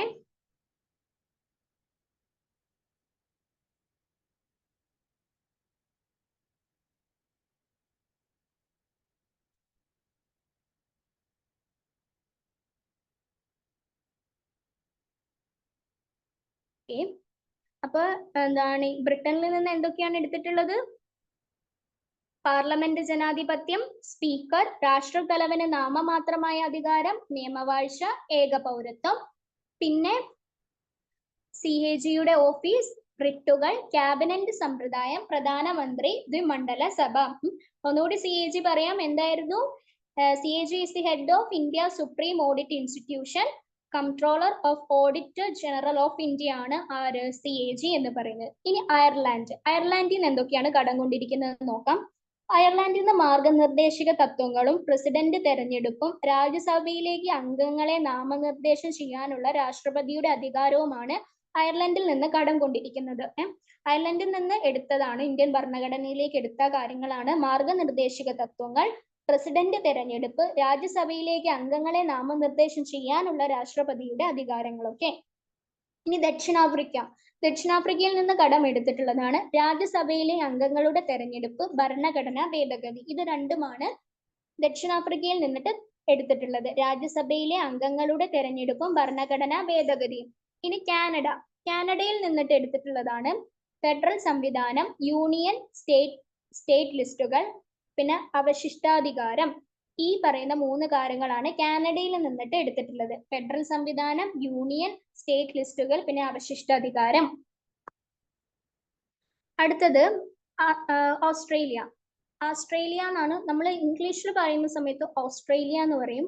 പിന്നെ മലയാളത്തിൽ എഴുതുന്ന സമയത്ത് ആസ്ട്രേലിയ എന്നാണ് കേട്ടോ എഴുതുന്നത്. അപ്പൊ അടുത്തത് നമുക്ക് എന്തായാലും ഓസ്ട്രേലിയ എന്നല്ലേ പറഞ്ഞ ശീലമുള്ളപ്പോൾ ഓസ്ട്രേലിയ എന്ന് തന്നെ ഇതാക്കാം. പക്ഷെ നമ്മുടെ ഭരണഘടനയിലൊക്കെ ആസ്ട്രേലിയ എന്നൊക്കെയാണ് എഴുതിയിട്ടുള്ളത്. അങ്ങനെ ആയിരിക്കാം മലയാളത്തിലെ ലിപിയിൽ എഴുതുക. ഇനി കൺകറന്റ് ലിസ്റ്റ്, പാർലമെന്റിന്റെ സംയുക്ത സമ്മേളനം, വ്യവസായ വാണിജ്യങ്ങൾക്കുള്ള സ്വാതന്ത്ര്യം. ഇത് 3 ഓസ്ട്രേലിയയിൽ നിന്നിട്ട് കടമെടുത്തിട്ടുള്ളത്. ഏതൊക്കെ? കൺകറന്റ് ലിസ്റ്റ്, പാർലമെന്റ് സംയുക്ത സമ്മേളനം, വ്യവസായ വാണിജ്യങ്ങൾക്കുള്ള സ്വാതന്ത്ര്യം. അടുത്തത് ഗവൺമെന്റ് ഓഫ് ഇന്ത്യ ആക്ട് 1935. ഇവിടെ നിന്നും കുറച്ച് കാര്യങ്ങൾ കടമെടുത്തിട്ടുണ്ട്. Government of India act 1935. Governor പദവി, ഫെഡറൽ കോടതി, പബ്ലിക് സർവീസ് കമ്മീഷൻ, അതായത് നമ്മുടെ PSC എന്താണ്, പിന്നെ അടിയന്തരാവസ്ഥ എന്ന ആശയമൊക്കെ എവിടുന്നാണ് എടുത്തിട്ടുള്ളത്? ഗവൺമെന്റ് ഓഫ് ഇന്ത്യ ആക്ട് 1935 നിന്നാണ് എടുത്തിട്ടുള്ളത്. എവിടുന്ന്? ഗവർണർ പദവി, ഫെഡറൽ കോടതി, പബ്ലിക് സർവീസ് കമ്മീഷൻ, അടിയന്തരാവസ്ഥ എന്ന ആശയമൊക്കെ ഗവൺമെന്റ് ഓഫ് ഇന്ത്യ ആക്ട് 1935 ഇവിടെ നിന്നിട്ടാണ് ഇന്ത്യൻ ഭരണഘടന കടം കൊണ്ടിട്ടുള്ളത്. ഇനി fair constitution of Germany. Fair constitution of ജർമ്മനിയിൽ നിന്ന് കടം കൊണ്ടതാണ് അടിയന്തരാവസ്ഥ കാലത്ത് മൗലിക അവകാശങ്ങൾ റദ്ദാക്കല്. ഇമ്പോർട്ടന്റ് ആണ് കേട്ടോ. അടിയന്തരാവസ്ഥ കാലത്ത് മൗലിക അവകാശങ്ങൾ റദ്ദാക്കൽ എന്ന് പറയുന്നത് കടം കൊണ്ടിരിക്കുന്നത് എവിടുന്നാണ്? കാരണം കോമൺലി ആരും ശ്രദ്ധിക്കാതെ പോകുന്ന ഒരു സംഭവമാണ്. പക്ഷെ ഇടയ്ക്ക് ചോദിച്ച് കാണലുണ്ട്. എന്താണ്? Fair constitution of Germany. ജർമ്മനിയിൽ നിന്നിട്ടാണ് അടിയന്തരാവസ്ഥ കാലത്ത് മൗലിക അവകാശങ്ങൾ റദ്ദാക്കൽ എന്ന് പറയുന്ന ആശയം കടം കൊണ്ടിരിക്കുന്നത്. റഷ്യയിൽ നിന്നാണ് മൗലിക കടമകളും പഞ്ചവത്സര പദ്ധതിയും നിങ്ങൾ ശ്രദ്ധിക്കുക. മൗലിക അവകാശങ്ങൾ USA നിന്നാണ്, പക്ഷെ മൗലിക കടമകൾ കൊണ്ടുപോയത് ആരാണ്? അല്ല, കൈക്കൊണ്ടിരിക്കുന്നത് എവിടെ നിന്നാണ്? റഷ്യയിൽ നിന്നാണ്. മാറിപ്പോരുത്. മൗലിക അവകാശങ്ങളാണെങ്കിൽ USA ആണ്, പക്ഷെ മൗലിക കടമകൾ റഷ്യയിൽ നിന്നാണ് കേട്ടോ. പഞ്ചവത്സര പദ്ധതികളും എവിടെ നിന്നാണ്? റഷ്യയിൽ നിന്നാണ്. ഫ്രാൻസിൽ നിന്നിട്ട് എന്താ? സ്വാതന്ത്ര്യം, സമത്വം, സാഹോദര്യം, റിപ്പബ്ലിക്. ഇതൊക്കെയാണ് ഫ്രാൻസിൽ നിന്നിട്ടുള്ളത്. ഏതൊക്കെ? സ്വാതന്ത്ര്യം, സമത്വം, സാഹോദര്യം, റിപ്പബ്ലിക്. ജപ്പാനിൽ നിന്നിട്ടോ? നിയമസ്ഥാപിതമായ വ്യവസ്ഥ. അതാണ് ജപ്പാനിൽ നിന്നിട്ട്. നിയമസ്ഥാപിതമായ വ്യവസ്ഥയാണ് ജപ്പാനിൽ നിന്നിട്ട്. ഇത് നോട്ട് ഷെയർ ചെയ്യുന്ന സമയത്ത് നിങ്ങൾ എന്താ ഫസ്റ്റ് ചെയ്യേണ്ടതെന്ന് അറിയോ? നിങ്ങൾ ആദ്യം ഇന്ത്യൻ ഭരണഘടന ഏതൊക്കെ രാജ്യങ്ങളിൽ നിന്നിട്ട് കടം കൊണ്ടിട്ടുണ്ട് എന്നുള്ളത് ആദ്യം ഒന്ന് തറവായിട്ട് പഠിക്കുക. ഈ പറഞ്ഞ പോലെ USA, ബ്രിട്ടൻ, അയർലാൻഡ്, ദക്ഷിണാഫ്രിക്ക, Canada, Australia, government of India act 1935, Russia, France, ജപ്പാന്, ഇവിടെ നിന്നൊക്കെ ആണ് കടം കൊണ്ടിട്ടുള്ളത് എന്നുള്ള ആദ്യം ഇതിന്റെയൊക്കെ ഈ രാജ്യത്തിന്റെ പേരുകൾ ബൈഹാർട്ടാക്കുക. അതിനുശേഷം മാത്രമേ ഓരോ രാജ്യത്തു നിന്നും എന്തൊക്കെയാണ് കടം കൊണ്ടിട്ടുള്ളത്, അത് എന്തൊക്കെയാണ് ഇന്ത്യൻ ഭരണഘടന എടുത്തിട്ടുള്ളത് എന്ന് അതിന് ശേഷം പഠിക്കുക. അല്ലാതെ ഓപ്ഷനിൽ എന്താണെന്നറിയോ സംഭവം? എന്താണ്? ഇതിലൊന്നും പെടാത്ത രാജ്യങ്ങളൊക്കെ കൊണ്ടിടും. വല്ല പാകിസ്ഥാനോ അങ്ങനെ എന്താണ് ബംഗ്ലാദേശോ അങ്ങനെ എന്തെങ്കിലുമൊക്കെ കൊണ്ടിടും. പക്ഷെ അവരൊന്നും ഇതിലില്ല, അവിടെ നിന്നൊന്നും നമ്മൾ കടം എടുത്തിട്ടില്ല. അപ്പൊ അതുകൊണ്ടാണ് ഒരിക്കലും പറ്റില്ല. അവർക്ക് നമ്മൾ ഇന്ത്യ വിഭജിച്ചു പോയ രാജ്യങ്ങളൊക്കെ ആണല്ലോ, എന്നാലും ഇതിലൊന്നും പെടാത്ത ചില രാജ്യങ്ങളൊക്കെ കൊണ്ടിടാനുള്ള ചാൻസ് ഉണ്ട്. ഇപ്പൊ വല്ല കൊറിയൊക്കെ കൊണ്ടിട്ടാലോ? അപ്പൊ അതുകൊണ്ടാണ് പറയുന്നത് ആദ്യം ഈ കടം കൊണ്ടിരിക്കുന്ന രാജ്യങ്ങളുണ്ടല്ലോ, ആ രാജ്യങ്ങൾ ആദ്യം പഠിക്കുക. അതിന് ശേഷം മാത്രമേ എന്താ ഈ ഓരോന്നിനും കടം എടുത്തിരിക്കുന്നത് എന്തൊക്കെയാന്നുള്ളത് പഠിക്കാൻ പാടുള്ളൂ കേട്ടോ. അപ്പൊ നമുക്ക് ഈ ഓപ്ഷൻ കാണുമ്പോൾ നമുക്ക് മനസ്സിലാവും, അറ്റ്ലീസ്റ്റ് എങ്കിലും നമ്മുടെ ഓർമ്മയിൽ വരും ഈ പറയുന്ന രാജ്യം അവിടെ ഇല്ല, ഈ പറയുന്ന രാജ്യത്ത് നിന്ന് ഇന്ത്യ ഒന്നും കടം കൊണ്ടിട്ടില്ല എന്നുള്ളത് മനസ്സിലാക്കി എടുക്കാൻ സാധിക്കും. അതിനുശേഷം തറവായിട്ട് ഇത് ഈ കാര്യം എഴുതി പഠിക്കുക. ഞാൻ നിങ്ങളോട് പലതവണ പറഞ്ഞിട്ടുണ്ട്, എഴുതി പഠിക്കാനുള്ള ടിപ്പ് ആദ്യം നിങ്ങൾ എന്താ ഒരു 3 തവണ നിങ്ങൾ വായിക്കുക, അതിനുശേഷം നിങ്ങൾ ഒരു 2 തവണ അത് റിപ്പീറ്റ് ചെയ്യുക, പിന്നെ ഒരു പേപ്പർ എടുത്ത് നിങ്ങൾ എഴുതുക. അങ്ങനെ ചെയ്ത് കഴിഞ്ഞ് കഴിഞ്ഞാൽ അത് ഇമ്പോർട്ടന്റ് ആയിട്ടുള്ള പോയിന്റ്സുകളൊക്കെ അങ്ങനെ ചെയ്ത് കഴിഞ്ഞാൽ നിങ്ങളുടെ മൈൻഡിൽ നിൽക്കുന്നതായിരിക്കും കേട്ടോ. പിന്നെ അത് ഒരിക്കലും ഇറങ്ങി പോകൂല, അവിടെ തന്നെ കടന്നു. അപ്പൊ ഇനി അടുത്ത നമുക്ക് മൗലിക അവകാശങ്ങൾ നോക്കാം. മൗലിക അവകാശങ്ങൾ കടമെടുത്തത് എവിടെ നിന്നാണ്? ഞാനിപ്പോ പറഞ്ഞിട്ടുള്ളൂ, മൗലിക അവകാശങ്ങൾ കടമെടുത്തിരിക്കുന്നത് എവിടെ നിന്നാണ്? USA നിന്നിട്ട്. മാറിപ്പോരുത്, ഞാൻ പറഞ്ഞു മൗലിക അവകാശങ്ങൾ USA നിന്നിട്ടാണ് കടം എടുത്തത്. എന്നാൽ മൗലിക കടമകൾ എവിടെ നിന്നാണ്? റഷ്യയിൽ നിന്നിട്ടാണ് കടം കൊണ്ടിട്ടുള്ളത്. രണ്ടടുത്ത് നിന്നാണ്. അപ്പൊ മൗലിക അവകാശങ്ങൾ ഏത് ഭാഗത്താണ് വരുന്നത്? ഭാഗം 3 വരുന്നത്. ആർട്ടിക്കിൾ 12 മുതൽ 35 വരെ നമുക്ക് കിട്ടേണ്ട മൗലിക അവകാശങ്ങളുണ്ട്. ഇന്ത്യ മഹാരാജ്യത്ത് ഒരു പൗരന് കിട്ടേണ്ട മൗലിക അവകാശങ്ങൾ പ്രതിപാദിക്കുന്നത് 12 മുതൽ 35 വരെയാണ് കേട്ടോ. അത് മനസ്സിലാക്കുക. മൗലിക അവകാശങ്ങൾ ഭാഗം ഏതാണ്? 3. പൗരത്വം വരുന്ന ഭാഗം ഏതായിരുന്നു? പൗരത്വം വരുന്നത് ഭാഗം 2 വരുന്നത്. മൗലിക അവകാശങ്ങൾ വരുന്നത് ഭാഗം 3. ഫണ്ടമെന്റൽ റൈറ്റ്സ്, ഇപ്പൊ നമ്മൾ കുഞ്ഞുനാളൊക്കെ പഠിച്ചിട്ടില്ലേ, right to equality, right to freedom, right again exploitation, cultural educational rights എന്നൊക്കെ പറഞ്ഞിട്ട് ഇംഗ്ലീഷ് മീഡിയത്തിലൊക്കെ പഠിച്ചവരൊക്കെ അങ്ങനെ പഠിച്ചിട്ടുണ്ടാവും. മലയാളം മീഡിയത്തിലാണെങ്കിൽ സമത്വത്തിനുള്ള അവകാശം, സ്വാതന്ത്ര്യത്തിനുള്ള അവകാശം, ചൂഷണത്തിനെതിരെയുള്ള അവകാശം, മതസ്വാതന്ത്ര്യത്തിനുള്ള അവകാശം, സാംസ്കാരികവും വിദ്യാഭ്യാസപരവുമായ അവകാശം, ഭരണഘടനാ പ്രതിവിധിക്കുള്ള അവകാശം, അങ്ങനെയൊക്കെ ആയിരിക്കും മലയാളം മീഡിയത്തിൽ പഠിച്ചവർ പഠിച്ചിട്ടുണ്ടാവുക. പക്ഷേ ഇംഗ്ലീഷുകാരും മലയാളം മീഡിയത്തിൽ പഠിച്ചവരും പഠിക്കാത്തൊരു കാര്യമുണ്ട്, ഇതൊക്കെ വരുന്ന ഓരോ ആർട്ടിക്കിളുകൾ ഉണ്ട്. നമ്മൾ അന്ന് നമ്മൾ കുഞ്ഞുനാള് പഠിച്ചിട്ടുണ്ടായിരുന്നത് ഇങ്ങനെയാണ്, ഇത്രയാണ് മൗലിക അവകാശങ്ങൾ, 6 മൗലിക അവകാശങ്ങളാണ് നമുക്ക് ലഭിക്കുന്നത് എന്നൊക്കെ ഉള്ളതാണ് നമ്മൾ പഠിച്ചിട്ടുണ്ടായിരുന്നത്. പക്ഷേ എന്താണ് അതൊക്കെ ഏതൊക്കെ ആർട്ടിക്കിളിൽ വരും എന്നുള്ളത് നമ്മൾ പഠിച്ചിട്ടുണ്ടായിരുന്നില്ല. അത് നമ്മളിപ്പോ ഇവിടെ പഠിക്കും. ഇപ്പൊ ഞാൻ പറഞ്ഞു മൗലിക അവകാശങ്ങളുടെ ശില്പി എന്നറിയപ്പെടുന്നത് ആരാന്നറിയോ? ആർക്കെങ്കിലും അറിയോ മൗലികാവകാശങ്ങളുടെ ശില്പി ആരാന്നുള്ളത്? മൗലിക അവകാശങ്ങളുടെ ശില്പി സർദാർ വല്ലഭായ് പട്ടേൽ ആണ് കേട്ടോ. നിങ്ങൾ ഒരു കാരണവശാലും മൗലികാവകാശങ്ങളുടെ ശില്പി ജവഹർലാൽ നെഹ്റുവും പിന്നെ അംബേദ്കറും ആണെന്ന് തെറ്റിദ്ധരിക്കരുത്. സർദാർ വല്ലഭായ് പട്ടേൽ ആണ് മൗലിക അവകാശങ്ങളുടെ ശില്പി. കാരണം ഈ ഓപ്ഷനിൽ ഇവർ 2 പേരും ഉണ്ടാവും. ഇവർക്ക് 2 പേർക്കും ഭരണഘടനയിൽ നല്ല പങ്കുണ്ട്. അതുകൊണ്ട് തന്നെ ഭരണഘടനയിൽ ഇവരെ കൊണ്ടുപോയി കൊടുക്കുകയും ചെയ്യും. പക്ഷെ മൗലിക അവകാശങ്ങളുടെ ശില്പി എന്നറിയപ്പെടുന്നത് സർദാർ വല്ലഭായ് പട്ടേൽ ആണ്.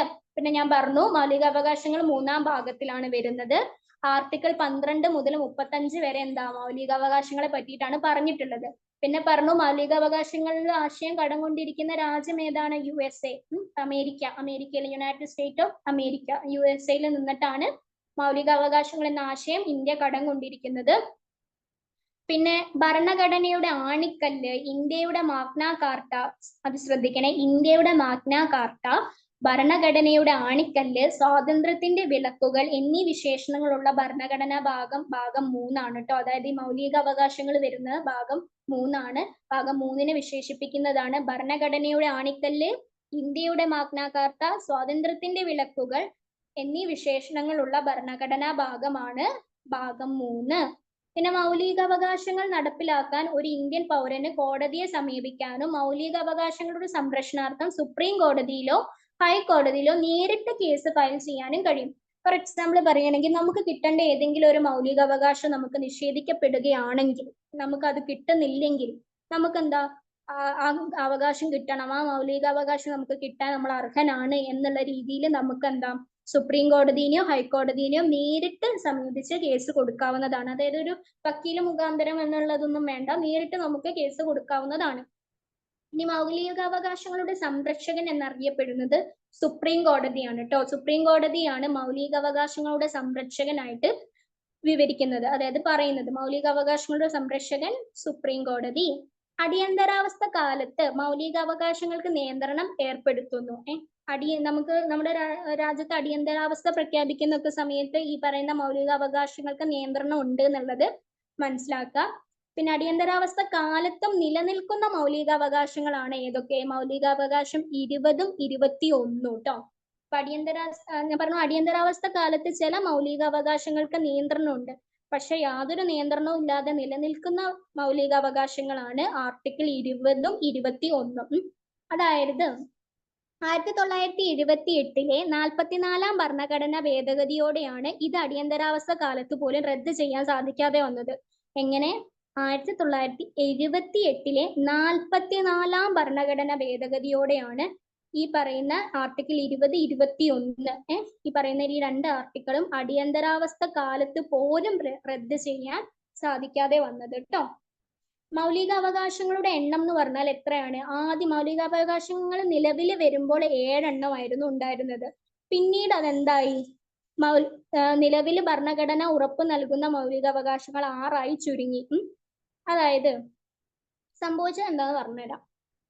അതൊരു ചെറിയ ഒരു സ്റ്റോറി രൂപത്തിൽ പറഞ്ഞു തന്നാൽ കുറച്ചും കൂടി നിങ്ങൾക്ക് മനസ്സിലാവും. ഭരണഘടന നിലവിൽ വന്നപ്പോൾ ആകെയല്ല മൊത്തത്തിൽ 7 എണ്ണം ഉണ്ടായിരുന്നു മൗലികാവകാശങ്ങൾ. പക്ഷേ പിന്നീട് അത് 6ആക്കി. ഒരെണ്ണം അവിടെ നിന്ന് എടുത്തു കളഞ്ഞു. ആ എടുത്തു കളഞ്ഞത് വേറെ ഒന്നുമല്ല, സ്വത്തവകാശമായിരുന്നു. ഫോർ എക്സാമ്പിൾ പറയുകയാണെങ്കിൽ, അതായത് നമ്മുടെ ഇവിടെ ഇപ്പൊ റോഡ് പണിയും കാര്യങ്ങളൊക്കെ നടക്കുന്ന സമയത്ത് നമ്മുടെ സ്ഥലങ്ങൾ എന്താണ് വികസനത്തിന് വേണ്ടിയിട്ട് ഗവൺമെന്റ് ഉപയോഗിക്കുമല്ലോ, മീൻസ് അത് എടുക്കുമല്ലോ. ചിലവർക്ക് അതിന്റെ പേരിൽ ക്യാഷ് കിട്ടും, അതായത് ഗവൺമെന്റ് ക്യാഷ് കൊടുക്കും.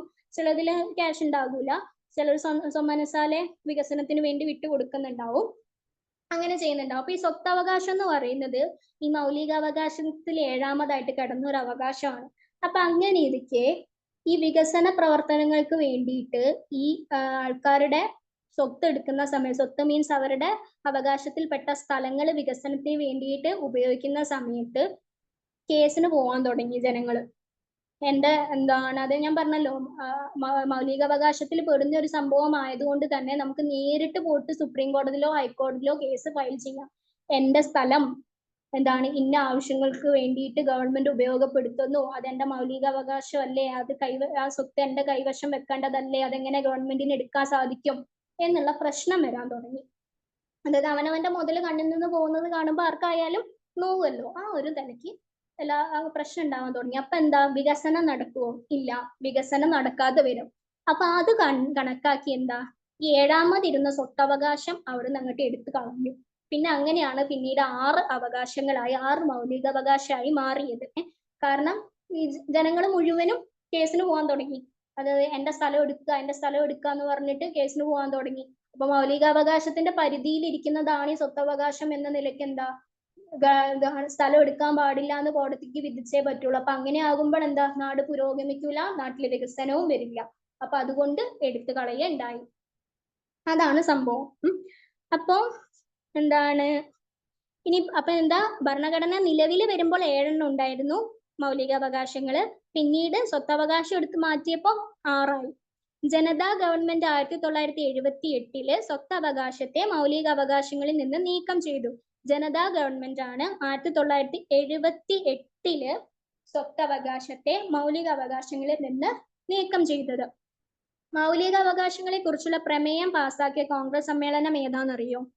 ഈ കോൺഗ്രസ് സമ്മേളനങ്ങൾ ഒരു പട്ടികയായിട്ട് തന്നെ പഠിച്ചു വെക്കണം കേട്ടോ. കാരണം പല കോൺഗ്രസ് സമ്മേളനങ്ങളും പല തീരുമാനങ്ങളും എടുക്കപ്പെട്ടിട്ടുണ്ട്.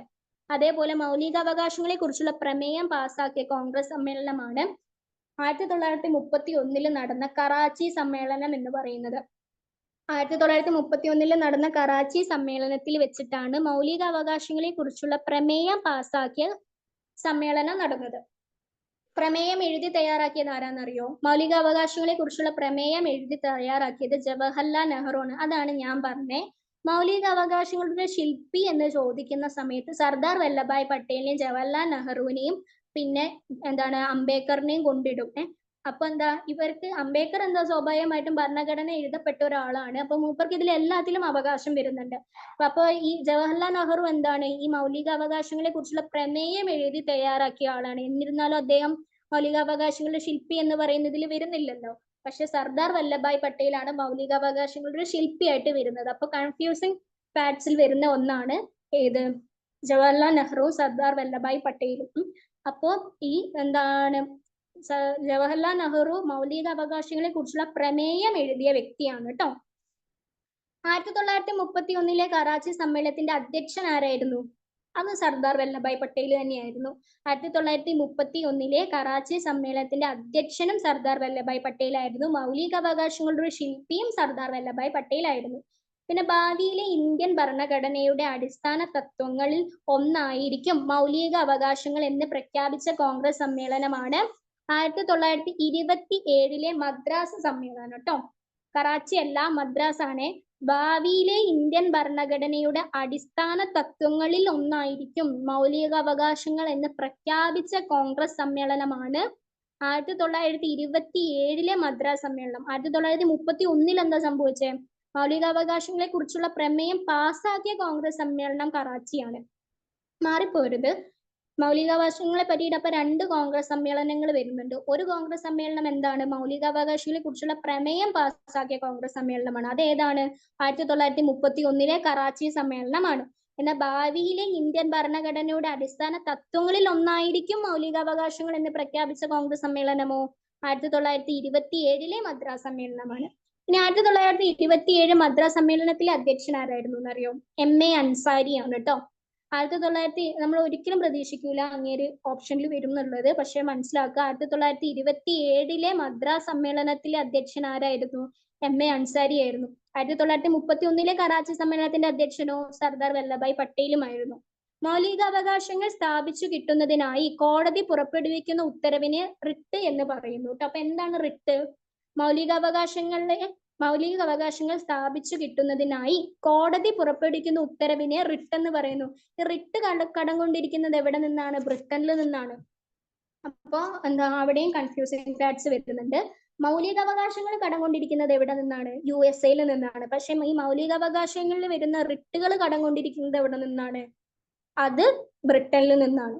മാറിപ്പോരുത്. മൗലികാവകാശങ്ങൾ സ്ഥാപിച്ചു കിട്ടുന്നതിനായി കോടതി പുറപ്പെടുവിക്കുന്ന ഉത്തരവിനെയാണ് റിട്ട് എന്ന് പറയുന്നത്. ആ റിട്ട് എവിടെ നിന്നാ വന്നത്? ബ്രിട്ടനിൽ നിന്നിട്ടാണ് കടം കൊണ്ടിട്ടുള്ളത്. പിന്നെ ആധുനിക ജനാധിപത്യത്തിന്റെ ബൈബിൾ എന്നറിയപ്പെടുന്ന റൂസോയുടെ രചന എന്ന് പറയുന്ന ഒരു സംഭവമുണ്ട്, സോഷ്യൽ കോൺട്രാക്ട് എന്ന് പറഞ്ഞിട്ട്. അതൊന്ന് ജസ്റ്റ് മനസ്സിലാക്കി വെക്കുക. അപ്പൊ ഇപ്പൊ മൗലികാവകാശങ്ങളല്ലേ നമ്മൾ പറഞ്ഞത്, അപ്പൊ അതൊന്നും കൂടി നോക്കാം. മൗലികാവകാശങ്ങൾ ഭാഗം 3 ആർട്ടിക്കിൾ 12 മുതൽ 35 വരെയാണ് വരുന്നത്. മൗലികാവകാശങ്ങളുടെ ശില്പി എന്നറിയപ്പെടുന്നത് ആരാണ്? സർദാർ വല്ലഭായ് പട്ടേലാണ്. ഭരണഘടനയിൽ മൗലികാവകാശങ്ങൾ ഉൾപ്പെടുത്തിയിരിക്കുന്ന ഭാഗമോ? ഭാഗം 3. ഭരണഘടനയിൽ മൗലികാവകാശങ്ങളെ കുറിച്ച് പ്രതിപാദിക്കുന്ന ആർട്ടിക്കിൾ 12 മുതൽ 35 വരെ എന്താണ്? മൗലികാവകാശങ്ങളാണ്. മൗലികാവകാശങ്ങൾ എന്ന ആശയം ഇന്ത്യ കടം കൊണ്ടിരിക്കുന്ന രാജ്യമോ? അമേരിക്ക. USA അമേരിക്ക രണ്ടും ഒന്ന് തന്നെയാണ് കേട്ടോ. യുണൈറ്റഡ് സ്റ്റേറ്റ് ഓഫ് അമേരിക്ക എന്നല്ലേ USAയുടെ ഫുൾ ഫോം. ഇപ്പൊ മൗലികാവകാശങ്ങൾ എന്ന ആശയം ഇന്ത്യ കടം കൊണ്ടിരിക്കുന്ന രാജ്യം അമേരിക്ക. ഭരണഘടനയുടെ ആണിക്കല്ല്, ഇന്ത്യയുടെ മാഗ്ന കാർട്ട, സ്വാതന്ത്ര്യത്തിന്റെ വിലക്കുകൾ എന്നീ വിശേഷണങ്ങൾ ഉള്ള ഭരണഘടനാ ഭാഗം ഏതാണ്? ഭാഗം 3 ആണ്. അത് ഇമ്പോർട്ടന്റ് ആണ്, ശ്രദ്ധിക്കണം. ഭരണഘടനയുടെ ആണിക്കല്ല്, ഇന്ത്യയുടെ മാഗ്ന കാർട്ട, സ്വാതന്ത്ര്യത്തിന്റെ വിളക്കുകൾ, ഇത് മൂന്നും വിശേഷിപ്പിക്കുന്നത് ഭാഗം 3-നെയാണ്. മൗലികാവകാശങ്ങൾ നടപ്പിലാക്കാൻ ഒരു ഇന്ത്യൻ പൗരന് കോടതിയെ സമീപിക്കാനും മൗലികാവകാശങ്ങളുടെ സംരക്ഷണാർത്ഥം സുപ്രീം കോടതിയിലോ ഹൈക്കോടതിയിലോ നേരിട്ട് കേസ് ഫയൽ ചെയ്യാനും കഴിയും എന്നുള്ളത് മനസ്സിലാക്കുക. മൗലികാവകാശങ്ങളുടെ സംരക്ഷകൻ ആരാണ്? സുപ്രീം കോടതി. അടിയന്തരാവസ്ഥ കാലത്ത് പോലും മൗലികാവകാശങ്ങൾക്ക് നിയന്ത്രണം ഏർപ്പെടുത്തുന്നു. അടിയന്തരാവസ്ഥ കാലം വരുമ്പോൾ പോലും മൗലികാവകാശങ്ങൾക്ക് നിയന്ത്രണമുണ്ട്. ഇനി ഇതാണ് ഈ പറഞ്ഞ 6 മൗലികാവകാശങ്ങൾ കേട്ടോ. അതൊക്കെ ഓരോന്നും ഏത് ആർട്ടിക്കിളിലാണ് വരുന്നത് എന്നുള്ളത് മനസ്സിലാക്കുക. പിന്നെ ഞാൻ പറഞ്ഞു, ഇംഗ്ലീഷിലായിരുന്നെങ്കിൽ right to equality, right to freedom, right against exploitation, cultural and educational rights എന്നൊക്കെ പറഞ്ഞിട്ടാണ് വരിക. പക്ഷെ അതൊക്കെ ഏതൊക്കെ ആർട്ടിക്കിൾസിലായിരുന്നു പെടുന്നത് എന്നുള്ളത് ചിലപ്പോൾ നമ്മൾ ആദ്യമായിട്ടായിരിക്കും പഠിക്കുക, ചിലപ്പോൾ നമ്മൾ ഇതിന് മുന്നേ കേട്ടിട്ടുണ്ടാവും. എനിവേ ഇമ്പോർട്ടന്റ് ആണ്. സമത്വത്തിനുള്ള അവകാശം എവിടെയാ വരുന്നത്? 14 മുതൽ 18 വരെ സമത്വത്തിനുള്ള അവകാശം. 14 മുതൽ 18 വരെയാണ് സമത്വത്തിനുള്ള അവകാശം വരുന്നത്. സ്വാതന്ത്ര്യത്തിനുള്ള അവകാശമോ 19 മുതൽ 22 വരെയാണ് സ്വാതന്ത്ര്യത്തിനുള്ള അവകാശം. ഇപ്പം എന്താണ് പിന്നെ ചൂഷണത്തിനെതിരെയുള്ള അവകാശം 23ഉം 24ഉം 23ഉം 24ആണ് ചൂഷണത്തിനെതിരെയുള്ള അവകാശം. മതസ്വാതന്ത്ര്യത്തിനുള്ള അവകാശം 25 മുതൽ 28 വരെയാണ് മതസ്വാതന്ത്ര്യത്തിനുള്ള അവകാശം. 25 മുതൽ 28 വരെ. സാംസ്കാരികവും വിദ്യാഭ്യാസപരവുമായ അവകാശം 29ഉം 30ഉം. സാംസ്കാരികവും വിദ്യാഭ്യാസപരവുമായ അവകാശം എവിടെയാണ് വരുന്നത്? 29ലും 30ലും. ഭരണഘടനാ പ്രതിവിധിക്കുള്ള അവകാശവും 32 മുതൽ 35 വരെയാണ് ഭരണഘടനാ പ്രതിവിധിക്കുള്ള അവകാശം വരുന്നത്. അപ്പോ എന്താണ്, ഏതൊക്കെയാണ് പ്രധാനമായിട്ടുള്ള 6 മൗലിക അവകാശങ്ങൾ?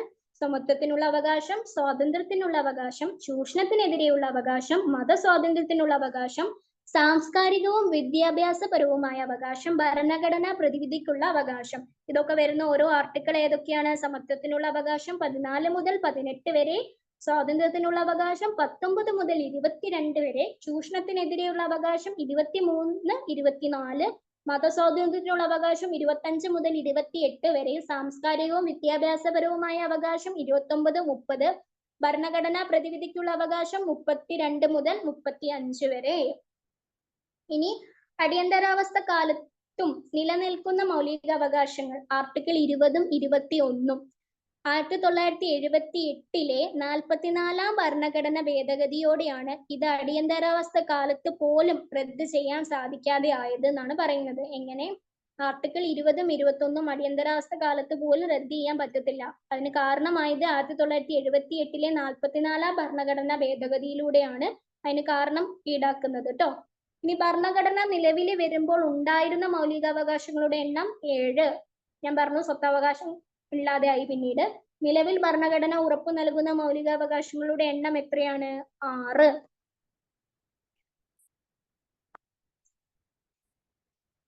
ജനതാ ഗവൺമെന്റ് 1978 സ്വത്തവകാശത്തെ മൗലികാവകാശത്തിൽ നിന്ന് നീക്കം ചെയ്തു. അപ്പോ സ്വത്തവകാശം എന്നു മുതലാണ് അവിടുന്ന് പോയത്? മൗലികാവകാശങ്ങളിൽ നിന്ന് ഇറങ്ങിപ്പോയത് 1978 മുതൽ ഔട്ടായി കേട്ടോ. മൗലികാവകാശങ്ങളെ കുറിച്ചുള്ള പ്രമേയം പാസാക്കിയ കോൺഗ്രസ് സമ്മേളനം ഏതാ? കറാച്ചി 1931. ഈ കറാച്ചി എന്ന് പറയുന്ന പേര് നിങ്ങൾ KGF കേട്ടിട്ടുണ്ട് അല്ലേ? അത് ആലോചിച്ചാൽ മതി. മൗലികാവകാശങ്ങളെ കുറിച്ചുള്ള പ്രമേയം പാസാക്കിയ കോൺഗ്രസ് സമ്മേളനം കറാച്ചി. കുറെ സിനിമ പേരോ അല്ലെങ്കിൽ എന്തെങ്കിലുമൊക്കെ എന്താണ് കുസൃതി ചോദ്യങ്ങളോ അങ്ങനെ ഇങ്ങനെയൊക്കെ വെച്ചിട്ട് കണക്ട് ചെയ്യുക. അപ്പൊ പിന്നെ വേഗം മൈൻഡിൽ കയറിക്കോളും. അപ്പൊ മൗലികാവകാശങ്ങളെ കുറിച്ചുള്ള പ്രമേയം പാസാക്കിയ കോൺഗ്രസ് സമ്മേളനം കറാച്ചി 1931. പ്രമേയം എഴുതി തയ്യാറാക്കിയത് ആരാണ്? ജവഹർലാൽ നെഹ്റു. 1931 കറാച്ചി സമ്മേളനത്തിന്റെ അധ്യക്ഷനോ? സർദാർ വല്ലഭായ് പട്ടേൽ. പ്രത്യേകം ശ്രദ്ധിക്കുക, ഒന്നുകൂടി പറയാണ്, സർദാർ വല്ലഭായ് പട്ടേലും ജവഹർലാൽ നെഹ്റു മാറിപ്പോരുത്. മൗലികാവകാശങ്ങളുടെ ശില്പി സർദാർ വല്ലഭായ് പട്ടേൽ ആണെന്ന് തറവായിട്ട് തന്നെ മൈൻഡിൽ പറഞ്ഞ് പഠിക്കുക. പ്രമേയം എഴുതിയ ആളാണ് ജവഹർലാൽ നെഹ്റു കേട്ടോ. ഇനി ഭാവിയിലെ ഇന്ത്യൻ ഭരണഘടനയുടെ അടിസ്ഥാന തത്വങ്ങളിൽ ഒന്നായിരിക്കും മൗലിക അവകാശങ്ങൾ എന്ന് പ്രഖ്യാപിച്ച കോൺഗ്രസ് സമ്മേളനമാണ് 1927 മദ്രാസ് സമ്മേളനം കേട്ടോ. ഭാവിയിലെ ഇന്ത്യൻ ഭരണഘടനയുടെ അടിസ്ഥാന തത്വങ്ങളിൽ ഒന്നായിരിക്കും മൗലികാവകാശങ്ങൾ എന്ന് പ്രഖ്യാപിച്ച കോൺഗ്രസ് സമ്മേളനമാണ് 1927 മദ്രാസ് സമ്മേളനം. 1927 മദ്രാസ് സമ്മേളനത്തിലെ അധ്യക്ഷൻ ആരായിരുന്നു? MA അൻസാരി. MA അൻസാരി ആയിരുന്നു 1927 മദ്രാസ് സമ്മേളനത്തിലെ അധ്യക്ഷൻ. മൗലികാവകാശങ്ങൾ സ്ഥാപിച്ചു കിട്ടുന്നതിനായി കോടതി പുറപ്പെടുവിക്കുന്ന ഉത്തരവിനെ എന്താ പറയുന്നത്? റിട്ട് എന്നാണ് പറയുന്നത്. ഈ റിട്ട് കൈക്കൊണ്ടിരിക്കുന്നത് എവിടെ നിന്നാണ്? ബ്രിട്ടനിൽ നിന്നിട്ടാണ്. പക്ഷെ മൗലികാവകാശങ്ങൾ കൈക്കൊണ്ടിരിക്കുന്നത് എവിടെ നിന്നാണ്? USA നിന്നിട്ടാണ്. അപ്പൊ മാറരുത്. അതായത് മൗലികാവകാശങ്ങൾ റിട്ടും തമ്മിൽ ബന്ധമുണ്ട്, പക്ഷെ രണ്ടും എടുത്തിരിക്കുന്നത് 2 രാജ്യങ്ങളിൽ നിന്നിട്ടാണ് എന്നുള്ളത് മറക്കരുത്. പിന്നെ ആധുനിക ജനാധിപത്യത്തിന്റെ ബൈബിൾ എന്നറിയപ്പെടുന്ന റൂസോയുടെ രചന ഏതാണ്? Social contract. ആധുനിക ജനാധിപത്യത്തിന്റെ ബൈബിൾ എന്നറിയപ്പെടുന്ന റൂസോയുടെ രചനയാണ് സോഷ്യൽ കോൺട്രാക്ട് എന്ന് പറയുന്ന പുസ്തകം കേട്ടോ. പിന്നെ നമ്മൾ നേരത്തെ ഈ സമത്വത്തിനുള്ള അവകാശം 14 മുതൽ 18 വരെയാണെന്ന് നമ്മൾ പഠിച്ചിട്ടുണ്ടായിരുന്നല്ലോ അല്ലെ? സമത്വത്തിനുള്ള അവകാശം 14 തൊട്ട് 18 വരെ. ഈ 14 തൊട്ട് 18 വരെ എന്തൊക്കെ സമത്വമാണ് കിട്ടുന്നത്, എന്തൊക്കെ സമത്വത്തെ കുറിച്ചാണ് പറയുന്നത് എന്നുള്ളത് നമുക്ക് നോക്കേണ്ടതായിട്ടുണ്ട്. അതിൽ ഒന്നാമത്തെ സമത്വം ആർട്ടിക്കിൾ 14, നിയമസമത്വവും തുല്യ നിയമ സംരക്ഷണവും. നിയമസമത്വവും തുല്യ നിയമ സംരക്ഷണവുമാണ് ആർട്ടിക്കിൾ 14 കിട്ടുക. അതായത് എല്ലാവർക്കും തുല്യ നിയമവും തുല്യ സംരക്ഷണവും, അതാണ് ആർട്ടിക്കിൾ 14 പറയുന്നത്. ആർട്ടിക്കിൾ 15 വിവേകം പാടില്ല. ഏത് തരത്തിലുള്ള വിവേകമാണ് പാടില്ലാത്ത? മതം, ജാതി, വർഗം, ലിംഗം, ജന്മസ്ഥലം എന്നിവയുടെ അടിസ്ഥാനത്തിൽ വിവേചനം പാടില്ല. ആർട്ടിക്കിൾ 15 വിവേചനം പാടില്ല. മതം, ജാതി, വർഗം, ലിംഗം, ജന്മസ്ഥലം എന്നിവയുടെ അടിസ്ഥാനത്തിൽ വിവേചനം പാടില്ല എന്നാണ് പറയുന്നത്. അപ്പൊ ഈ മതത്തിന്റെ പേരിലോ ജാതിയുടെ പേരിലോ വർഗത്തിന്റെ പേരിലോ ലിംഗത്തിന്റെ പേരിലോ ജന്മസ്ഥലത്തിന്റെ പേരിലോ ഒരു വ്യക്തിയെ മാറ്റി നിർത്തുകയാണെങ്കിൽ ആ വ്യക്തിക്ക് ഡയറക്റ്റ് കോടതിയിൽ പോയിട്ട് ഹർജി കൊടുക്കാം. അപ്പൊ അതായത് അതിമൗലിക അവകാശങ്ങളിൽ പെടുന്ന ഒരു സംഭവമാണ്. അപ്പൊ വിവേചനം പാടില്ല. ഇങ്ങനെ വിവേചനം കാണിച്ചാൽ പിന്നെ അതിന്റെ പുറകെ നടക്കാനേ സമയം ഉണ്ടാവുള്ളൂ. അപ്പൊ എല്ലാവരും തുല്യതയോട് കൂടി കാണുക, ജാതി വേർതിരിവില്ലാതെ കാണുക, മത വേർതിരിവില്ലാതെ കാണുക, എല്ലാവരെയും ഒരേപോലെ സ്നേഹിക്കുക. അപ്പോ ഇനി അടുത്തത് ആർട്ടിക്കിൾ 16, പൊതു നിയമങ്ങളിലെ അവസര സമത്വം ഉറപ്പുവരുത്തുന്നു. പൊതു നിയമങ്ങളിലെ അവസര സമത്വം, അതായത് ആണുങ്ങൾക്കൊരു നിയമം, പെണ്ണുങ്ങൾക്കൊരു നിയമമൊന്നുമില്ല. പൊതുവായിട്ടുള്ള നിയമം, അതിലുള്ള അവസര സമത്വം, അതിലുള്ള സമത്വം ഉറപ്പുവരുത്തുക. പിന്നെ ആർട്ടിക്കിൾ 17 ഐക്യ നിർമ്മാർജ്ജനം. ഈ പണ്ടൊക്കെ ഉണ്ടായിരുന്ന ഒരു സംഭവമാണ്, ഇപ്പോഴും നിൽക്കുന്നു പല നാടുകളിലും എന്ന് പറയുന്നു. ഉത്തർപ്രദേശ്, മഹാരാഷ്ട്ര ഭാഗങ്ങളൊക്കെ ഉണ്ട് എന്നൊക്കെ പറയുന്ന കേൾക്കാം. അതായത് താഴ്ന്ന ജാതിക്കാര് മേൽജാതിക്കാരെ തൊട്ട് കഴിഞ്ഞാൽ അവർ അശുദ്ധമാകും എന്നുള്ള ഒരു അന്ധവിശ്വാസം അതിപ്പോഴും നിലനിൽക്കുന്നുണ്ട്. അപ്പൊ അതിനെതിരെ ഇങ്ങനെ തൊട്ട് കഴിഞ്ഞാൽ അശുദ്ധമാകും എന്നുള്ളത് പറഞ്ഞ് അവരെ മാനസികമായിട്ട് പീഡിപ്പിക്കുകയോ അങ്ങനെ എന്തെങ്കിലും ചെയ്തു കഴിഞ്ഞാൽ അവർക്കും ഇതേപോലെ തന്നെ ഡയറക്റ്റ് കോടതിയെ പോയി സമീപിക്കാവുന്ന. അപ്പൊ അതോട് കൂടിയിട്ട് അവിടെ ഐസൊക്കെ അങ്ങോട്ട് നിന്നോളും. പിന്നെ ആർട്ടിക്കിൾ 18 ബഹുമതികൾ നിർത്തലാക്കല്. അക്കാദമിക്, മിലിറ്ററി ഒഴികെയുള്ള ബഹുമതികൾ നിർത്തലാക്കലാണ് ആർട്ടിക്കിൾ 18. ഈ അക്കാദമിക് പരമായിട്ടുള്ള ബഹുമതികളും കൊടുക്കാം, മിലിറ്ററി പരമായിട്ടുള്ള ബഹുമതികളും കൊടുക്കാം. അതല്ലാതെ ഇപ്പോ ഒരു ജാതിയുടെ പേരിലോ അല്ലെങ്കിൽ ഒരു മതത്തിന്റെ പേരിലോ ഒരു രാജ്യത്തിന്റെ എന്ന് പറഞ്ഞാൽ ജന്മസ്ഥലത്തിന്റെ പേരിലോ ഒക്കെ അങ്ങനെ വേർതിരിച്ചുള്ള ബഹുമതികളൊന്നും പാടില്ല എന്ന് പോലും. ഫോർ എക്സാമ്പിൾ, കറുത്ത ആൾക്കൊരു ബഹുമതി, വെളുത്ത ആൾക്കൊരു ബഹുമതി, അങ്ങനെയൊന്നുമല്ല. അതായത് ഈ പറയുന്ന ബഹുമതികൾ ആർട്ടിക്കിൾ 18 വരുന്നത്, നിർത്തലാക്കുക. പക്ഷെ അക്കാദമിക് പരമായിട്ടുള്ള ബഹുമതികളും മിലിറ്ററി പരമായിട്ടുള്ള ബഹുമതികളും കൊടുക്കാവുന്നതാണ്. ഇതൊന്നും കൂടി നമുക്ക് നോക്കണേ.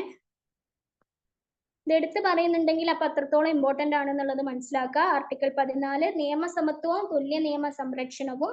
15 വരുന്നത്? വിവേചനം പാടില്ല. മതം, ജാതി, വർഗം, ലിംഗം, ജന്മസ്ഥലം എന്നിവയുടെ അടിസ്ഥാനത്തിൽ വിവേചനം പാടില്ല. പിന്നെ ആർട്ടിക്കിൾ 16 പൊതു നിയമങ്ങളിലെ അവസര സമത്വം ഉറപ്പുവരുത്തുന്നു. ആർട്ടിക്കിൾ 17 ഐക്യ നിർമ്മാർജ്ജനം. ആർട്ടിക്കിൾ 18 ബഹുമതികൾ നിർത്തലാക്കൽ, അക്കാദമിക്, മിലിറ്ററി ഒഴികെയുള്ള ബഹുമതികൾ നിർത്തലാക്കല്. ഇനി തൊട്ടുകൂടായ്മ നിരോധന നിയമം നിലവിൽ വന്ന വർഷമാണ് 1955. 1955 എന്ത് വരുന്നത്? തൊട്ടുകൂടായ്മ നിരോധന നിയമം നിലവിൽ വരുന്നത് കേട്ടോ. ഈ 1955 വേറൊരു സംഭവം കൂടെ നിലവിൽ വന്നിട്ടുണ്ട്. നമ്മൾ തുടക്കത്തിൽ പറഞ്ഞു. എന്താ വന്നേ? ഇന്ത്യൻ പൗരത്വ നിയമം പാർലമെന്റ് പാസ്സാക്കിയ വർഷവും 1955. അപ്പൊ 1955 നടന്ന പ്രധാന 2 സംഭവങ്ങൾ എന്താണ്? തൊട്ടുകൂടായ്മ നിരോധന നിയമവും ഇന്ത്യൻ പൗരത്വ നിയമം പാർലമെന്റ് പാസ്സാക്കിയതും ഈ പറയുന്ന 1955 കേട്ടോ. തൊട്ടുകൂടായ്മ നിരോധന നിയമത്തിന്റെ പുതിയ പേരെന്താ? Protection of the civil rights act. ഇംഗ്ലീഷിൽ തന്നെ പഠിക്കുക. Protection of the civil rights act എന്നാണ് തൊട്ടുകൂടായ്മ നിരോധന നിയമത്തിന്റെ പേരെന്ന് പറയുന്നത്. Protection of the civil rights act. തൊട്ടുകൂടായ്മ നിരോധന നിയമം നിലവിൽ വന്ന വർഷം 1955. പാർലമെന്റ് പൗരത്വ നിയമം പാസ്സാക്കിയതും 1955. ഒരു കാര്യം പറയാൻ വിട്ടുപോയി. ഈ ആർട്ടിക്കിൾ 17 ഐക്യ നിർമ്മാർജ്ജനം, ഇത് പാസ്സാക്കിയത് എങ്ങനെയാണെന്നറിയോ? മഹാത്മാഗാന്ധി കി ജയ് എന്ന മുദ്രാവാക്യത്തോടു കൂടി പാസ്സാക്കിയ ആർട്ടിക്കിൾ ആണ് ഈ ആർട്ടിക്കിൾ 17 എന്ന് പറയുന്നത് കേട്ടോ. മഹാത്മാഗാന്ധി കി ജയ്, അതായത് മഹാത്മാഗാന്ധിക്ക് ജയ് വിളിച്ചുകൊണ്ട് പാസ്സാക്കിയ ആർട്ടിക്കിൾ ആണ് ആർട്ടിക്കിൾ 17 ഐക്യ നിർമ്മാർജ്ജനം വരുന്നത് കേട്ടോ. അതവിടെ കൊടുത്തിട്ടുണ്ട്. മഹാത്മാഗാന്ധിക്ക് ജയ് എന്ന മുദ്രാവാക്യത്തോടു കൂടി പാസ്സാക്കിയ ആർട്ടിക്കിൾ ആണ് ആർട്ടിക്കിൾ 17. പിന്നെ അസ്പൃശ്യത നിരോധന വ്യവസ്ഥ ചെയ്യുന്ന ആർട്ടിക്കിളും ഏതാണ്? ഈ പറയുന്ന ആർട്ടിക്കിൾ 17 ആണ് കേട്ടോ. ആർട്ടിക്കിൾ 17 പറ്റിയിട്ട് ഒരു വിശദീകരണം എല്ലാവർക്കും കിട്ടി എന്ന് വിശ്വസിക്കുന്നു. പിന്നെന്താ ഇനി ചില ഇതുകളുണ്ടേ. ഇപ്പൊ ഞാൻ കളർഫുൾ ആയിട്ട് ഇങ്ങനെ കൊടുത്തതിന് കാരണം വെച്ചാൽ ഇത് കളർഫുൾ ആയിട്ടുള്ള സംഭവമാണ്. പിന്നെ വൈറ്റ് കളറിൽ ചിലത് കൊടുത്ത വൈറ്റ് ബുക്ക് എന്നൊക്കെ കണ്ടോ, വൈറ്റ് ബുക്കിൽ വൈറ്റ് കളറിന് ചിലപ്പോൾ കാണൂല. ഇപ്പോൾ ധവളപത്രം എവിടുത്തെയാണ്? ഇന്ത്യയിലാണ്. ഇന്ത്യയുടെ സ്വന്തമാണ് ധവളപത്രം എന്ന് പറയുന്നത്. യെല്ലോ ബുക്ക് ഫ്രാൻസിന്, white book China, Portuguese, Germany, പിന്നെ ഗ്രേ ബുക്ക് എന്താണ് ജപ്പാനും ബെൽജിയവും. കുറച്ചുകൂടെ ബുക്കുകളുണ്ട്. ഇപ്പൊ തുടക്കത്തിൽ 4 ബുക്കുകൾ നോക്കുക. ധവളപത്രം India, yellow book France, white book China, Portuguese, Germany, grey book Japan, Belgium, blue book Britain, orange book Netherland, green book Italy. ഒരു തവണ ഈ ഗ്രേ ബുക്ക് ചോദിച്ച് ഞാൻ കണ്ടിട്ടുണ്ട്. അപ്പുറത്ത് കണ്ട ഗ്രേ ബുക്ക് ഏതിലാ വരുന്നതെന്ന്? ജപ്പാനും ബെൽജിയത്തിലുമാണ് കേട്ടോ ഗ്രേ ബുക്ക് വരുന്നത്. ഇത് ഏത് ബുക്ക് വേണമെങ്കിലും ചോദിക്കാം. അന്ന് ചിലപ്പോൾ ഗ്രേ ബുക്ക് ചോദിച്ചെന്നേ ഉണ്ടാവുള്ളൂ. ഒരു എക്സാമ്പിൾ ഈ ഗ്രേ ബുക്ക് ഏതിലാ വരുന്നതെന്ന് ചോദിച്ചിട്ടുണ്ടായിരുന്നു. അപ്പൊ ധവളപത്രം India, yellow book France, white book China, Portuguese, Germany, grey book Japan, Belgium, പിന്നെ blue book Britain, orange book Netherland, green book Italy. അടുത്ത സ്വത്തവകാശത്തെ പറ്റിയിട്ടാണ് കേട്ടോ നമുക്ക് പഠിക്കാനുള്ളത്. ഞാൻ പറഞ്ഞു സ്വത്തവകാശ നിരോധനം നടത്തിയായിരുന്നല്ലോ, മൗലികാവകാശങ്ങളിൽ നിന്ന് എടുത്തു കളഞ്ഞിരുന്നല്ലോ. അപ്പൊ അതുകൊണ്ട് അത് സെപ്പറേറ്റഡ് ആയിട്ട് പോയി. അപ്പൊ എന്താണെന്നുള്ളത് നോക്കാം. ഇന്ത്യൻ ഭരണഘടന നിലവിൽ വരുമ്പോൾ മൗലികാവകാശമായിരുന്നതും നിലവിൽ നിയമവകാശം മാത്രമായി ഭരണഘടനയിൽ ഉൾപ്പെടുത്തിയ ഉൾപ്പെട്ട അവകാശമാണ് എന്ത്? ഈ സ്വത്തവകാശം എന്ന് പറയുന്നത്. ഇന്ത്യൻ ഭരണഘടന നിലവിൽ വരുന്ന സമയത്ത് അതെന്താ? മൗലികാവകാശമായിരുന്നു. പക്ഷെ ഇപ്പൊ അതെന്താ? നിലവിലെ നിയമവകാശം മാത്രമായിട്ട് മാറി ഈ പറയുന്ന സ്വത്തവകാശം മൗലികാവകാശങ്ങളിൽ നിന്ന് നീക്കം ചെയ്തത് 1978 സ്വത്തവകാശ നിയമവകാശം മാത്രമായി മാറ്റിയ ഭരണഘടനാ ഭേദഗതി വളരെ വളരെ വളരെ ഇമ്പോർട്ടന്റ് ആണ്. 44-ാം ഭരണഘടനാ ഭേദഗതിയാണ് കേട്ടോ. സ്വത്തവകാശ നിയമവകാശം മാത്രമാക്കി മാറ്റിയ ഭരണഘടനാ ഭേദഗതിയാണ് 44-ാം ഭരണഘടനാ ഭേദഗതി 1978. സ്വത്തവകാശത്തെ 44-ാം ഭരണഘടനാ ഭേദഗതി പ്രകാരം ഭരണഘടനയിൽ കൂട്ടിച്ചേർത്തത് എവിടെ? 12-ാം ഭാഗത്തിലാണ് കേട്ടോ. 12 എന്ന് പറയുന്നതിന്റെ റോമൻ സിമ്പൽ ആണ് കേട്ടോ. അത് അറിയില്ലെങ്കിൽ നോട്ട് ചെയ്ത് വെച്ചോ. 12 എന്നാണ് കേട്ടോ റോമൻ സിമ്പൽ. സ്വത്തവകാശത്തെ 44-ാം ഭരണഘടനാ ഭേദഗതി പ്രകാരം ഭരണഘടനയിൽ കൂട്ടിച്ചേർത്തത് എവിടെയാണ്? 12-ാം ഭാഗത്തിലാണ്. 44-ാം ഭരണഘടനാ ഭേദഗതി പ്രകാരം ഭരണഘടനയിൽ കൂട്ടിച്ചേർത്ത വകുപ്പ് ഏതാ? Article 300A. അത് ഇമ്പോർട്ടന്റ് ആണ്. 44-ാം ഭരണഘടനാ ഭേദഗതി പ്രകാരം ഭരണഘടനയിൽ കൂട്ടിച്ചേർത്ത വകുപ്പാണ് ആർട്ടിക്കിൾ 300A എന്ന് പറയുന്നത്. ഈ ഭേദഗതി നടപ്പിലാക്കുമ്പോൾ പ്രധാനമന്ത്രി മൊറാർജി ദേശായി ആയിരുന്നു. പിന്നെ ഈ ഭേദഗതി നടപ്പിലാക്കുമ്പോൾ പ്രസിഡന്റ് നീലം സഞ്ജീവ റെഡ്ഡിയുമായിരുന്നു. അപ്പൊ ഈ ഒന്നും കൂടി നമുക്ക് നോക്കണേ. സ്വത്തവകാശം ഇന്ത്യൻ ഭരണഘടന നിലവിൽ വരുമ്പോൾ ഇന്ത്യൻ ഭരണഘടന നിലവിൽ വരുമ്പോൾ മൗലികാവകാശമായിരുന്നതും നിലവിൽ നിയമവകാശം മാത്രമായി ഭരണഘടനയിൽ ഉൾപ്പെട്ട അവകാശവുമാണ്. അതായത് മൗലികാവകാശങ്ങളിൽ നിന്ന് മാത്രമേ ഇത് എടുത്തു കളഞ്ഞിട്ടുള്ളൂ. പക്ഷെ ഇന്ത്യൻ ഭരണഘടനയിൽ നിയമവകാശമായിട്ട് ശേഷിക്കുന്നുണ്ട് ഈ സ്വത്തവകാശം എന്നുള്ളത് മനസ്സിലാക്കുക. അല്ലാതെ കംപ്ലീറ്റ്ലി അതിനെ അങ്ങോട്ട് പുറത്തേക്ക് എറിഞ്ഞിട്ടില്ല. സ്വത്തവകാശം മൗലികാവകാശങ്ങളിൽ നിന്ന് നീക്കം ചെയ്ത വർഷം 1978. പിന്നെ സ്വത്തവകാശ നിയമവകാശം മാത്രമാക്കി മാറ്റിയ ഭരണഘടനാ ഭേദഗതിയോ? 44-ാം ഭരണഘടനാ ഭേദഗതി 1978. സ്വത്തവകാശത്തെ 44-ാം ഭരണഘടനാ ഭേദഗതി പ്രകാരം ഭരണഘടനയിൽ കൂട്ടിച്ചേർത്തത് എവിടെയാണ്? 12-ാം ഭാഗത്തില്. 44-ാം ഭരണഘടനാ ഭേദഗതി പ്രകാരം ഭരണഘടനയിൽ കൂട്ടിച്ചേർത്ത വകുപ്പോ? Article 300A. ഈ ഭേദഗതി നടപ്പിലാക്കുമ്പോൾ പ്രധാനമന്ത്രി ആരായിരുന്നു? മൊറാർജി ദേശായി ആയിരുന്നു. ഈ ഭേദഗതി നടപ്പിലാക്കുമ്പോൾ പ്രസിഡന്റ് ആരായിരുന്നു? നീലം സഞ്ജീവ റെഡ്ഡിയും. ഇവർക്ക് കൂടിയിട്ടാണ് അത് തീരുമാനിച്ചത്. അതായത് രാജ്യത്തിന് വികസനം വേണമെങ്കിൽ ഈ ഒരു സംഭവം എടുത്തു കളഞ്ഞാലേ പറ്റുള്ളൂ മൗലികാവകാശത്തിൽ നിന്നിട്ടാണ്. ലാസ്റ്റ് ഭാഗമാണ്. സ്വത്തവകാശത്തെ പറ്റി ഭരണഘടനയിൽ പ്രതിപാദിച്ചിരിക്കുന്ന ആർട്ടിക്കിൾ ഏതാ? 31. 31-ാമത്തെ ആർട്ടിക്കിളിലായിരുന്നു ഈ ഒരു സംഭവം വന്നിരുന്നത് കേട്ടോ. അതിന് മാറ്റമൊന്നും ഉണ്ടായിരുന്നില്ല. സ്വത്തവകാശത്തെ പറ്റി ഭരണഘടനയിൽ പ്രതിപാദിച്ചിരിക്കുന്ന ആർട്ടിക്കിൾ 31. പിന്നെ ആർട്ടിക്കിൾ 31A, 31B, 31C ഇപ്പോഴും നിലവിലുണ്ട്. ആർട്ടിക്കിൾ 31A, 31B, 31C ഇതൊക്കെ സ്വത്തവകാശവുമായിട്ട് ബന്ധപ്പെട്ട ആർട്ടിക്കിളാണ്. ഈ ആർട്ടിക്കിളൊക്കെ ഇപ്പോഴും നിലവിലുണ്ട് എന്നുള്ളതാണ് പറയപ്പെടുന്നത്. അപ്പോൾ ഇതാണ് ഇന്നത്തെ ചാപ്റ്റർ. ഏത്? ഒരു പൗരന്റെ അവകാശങ്ങളും കടമകളും എന്ന് പറയുന്ന ടോപ്പിക് ഇന്ത്യൻ ഭരണഘടനയിൽ വരുന്നതാണ്. പ്രധാനമായിട്ടും പൗരത്വവും പിന്നെ നമ്മള് ഇന്ത്യൻ ഭരണഘടന കടം കൊണ്ടിരിക്കുന്ന പല ആശയങ്ങളും പിന്നെ ഈ പറയുന്ന മൗലിക അവകാശങ്ങളും PIO കാർഡും OCI കാർഡും ഇതൊക്കെ തന്നെയാണ് ഇതിൽ ഏറ്റവും ഇമ്പോർട്ടന്റ് ആയിട്ട് വരുന്ന ഭാഗങ്ങൾ എന്ന് പറയുന്നത്. നല്ലതുപോലെ നോക്കുക. എസ്പെഷ്യലി പൗരത്വവും പിന്നെ എന്താണ് മൗലിക അവകാശങ്ങളും അതേപോലെ തന്നെ ഈ പറഞ്ഞ ആശയങ്ങൾ കടം കൊണ്ടിരിക്കുന്ന രാജ്യങ്ങളും, ഇത് മൂന്നും അതില് എന്താണ് നിർബന്ധമായിട്ട് നോക്കിയിരിക്കണം. നല്ലതുപോലെ തറവായിട്ട് നോക്കിയിരിക്കണം. ഓരോന്നും പഠിക്കേണ്ടതും ബൈഹാർട്ട് ആക്കേണ്ടതിന്റെ ടിപ്പും ഞാൻ പറഞ്ഞു തന്നിട്ടുണ്ട്. അങ്ങനെ ജസ്റ്റ് ഒന്ന് ചെയ്ത്, ഓരോരുത്തർക്കും പഠിക്കുന്ന രീതികൾ വ്യത്യസ്തമായിരിക്കും. പക്ഷെ പറഞ്ഞ പ്രകാരമുള്ള ഒരു ടിപ്പിലൊക്കെ നിങ്ങളൊന്ന് ചെയ്ത് നോക്കിയിട്ട് നിങ്ങളെ കൊണ്ട് കഴിയുന്നുണ്ടെങ്കിൽ, അത് നിങ്ങൾക്ക് മനസ്സിലാക്കാൻ പറ്റുന്നുണ്ടെങ്കിൽ നിങ്ങൾ അത് ഫോളോ ചെയ്യുക. അല്ലെങ്കിൽ നിങ്ങളുടേതായിട്ടുള്ള രീതിയിൽ നിങ്ങൾ പഠിക്കുക. കണക്ട് ചെയ്ത് പലതും പഠിക്കുക. പല സിനിമ പേരോ അല്ലെങ്കിൽ ഇപ്പൊ ഞാൻ പറഞ്ഞല്ലോ കറാച്ചി, ഞാൻ പറഞ്ഞ KGF വെച്ചിട്ട് അങ്ങനെയൊക്കെ കണക്ട് ചെയ്യുക. പിന്നെ കുസൃതി ചോദ്യങ്ങൾ എന്ന നിലയിൽ അങ്ങനെയൊക്കെ ഓരോന്ന് കോഡുകളും കാര്യങ്ങളും ഒക്കെ ഇട്ട് പഠിക്കാം. അപ്പോ ഇനിയിപ്പോ എത്ര കുറച്ചു ദിവസം കൂടി ഉള്ളൂ അല്ലെ? ഒക്ടോബർ 19-നല്ലേ LDC. എല്ലാവരും നല്ലതുപോലെ പ്രിപ്പയർ ചെയ്യുക. ഞാൻ എപ്പോഴും പറയുന്ന പോലെ എന്താണ് ഡോറയുടെ ഇതിൽ ഡോറ ബുജി പറയുന്നല്ലേ, ശ്രമിച്ചാൽ വിജയം നമുക്ക് എന്ന് പറഞ്ഞിട്ടല്ലേ അവര് പ്രയാണം ആരംഭിക്കുന്നത്. അതേപോലെ നമുക്കൊന്ന് ശ്രമിച്ച് മുന്നോട്ട് പോയി നോക്കാം. Have A nice day. Thank you all.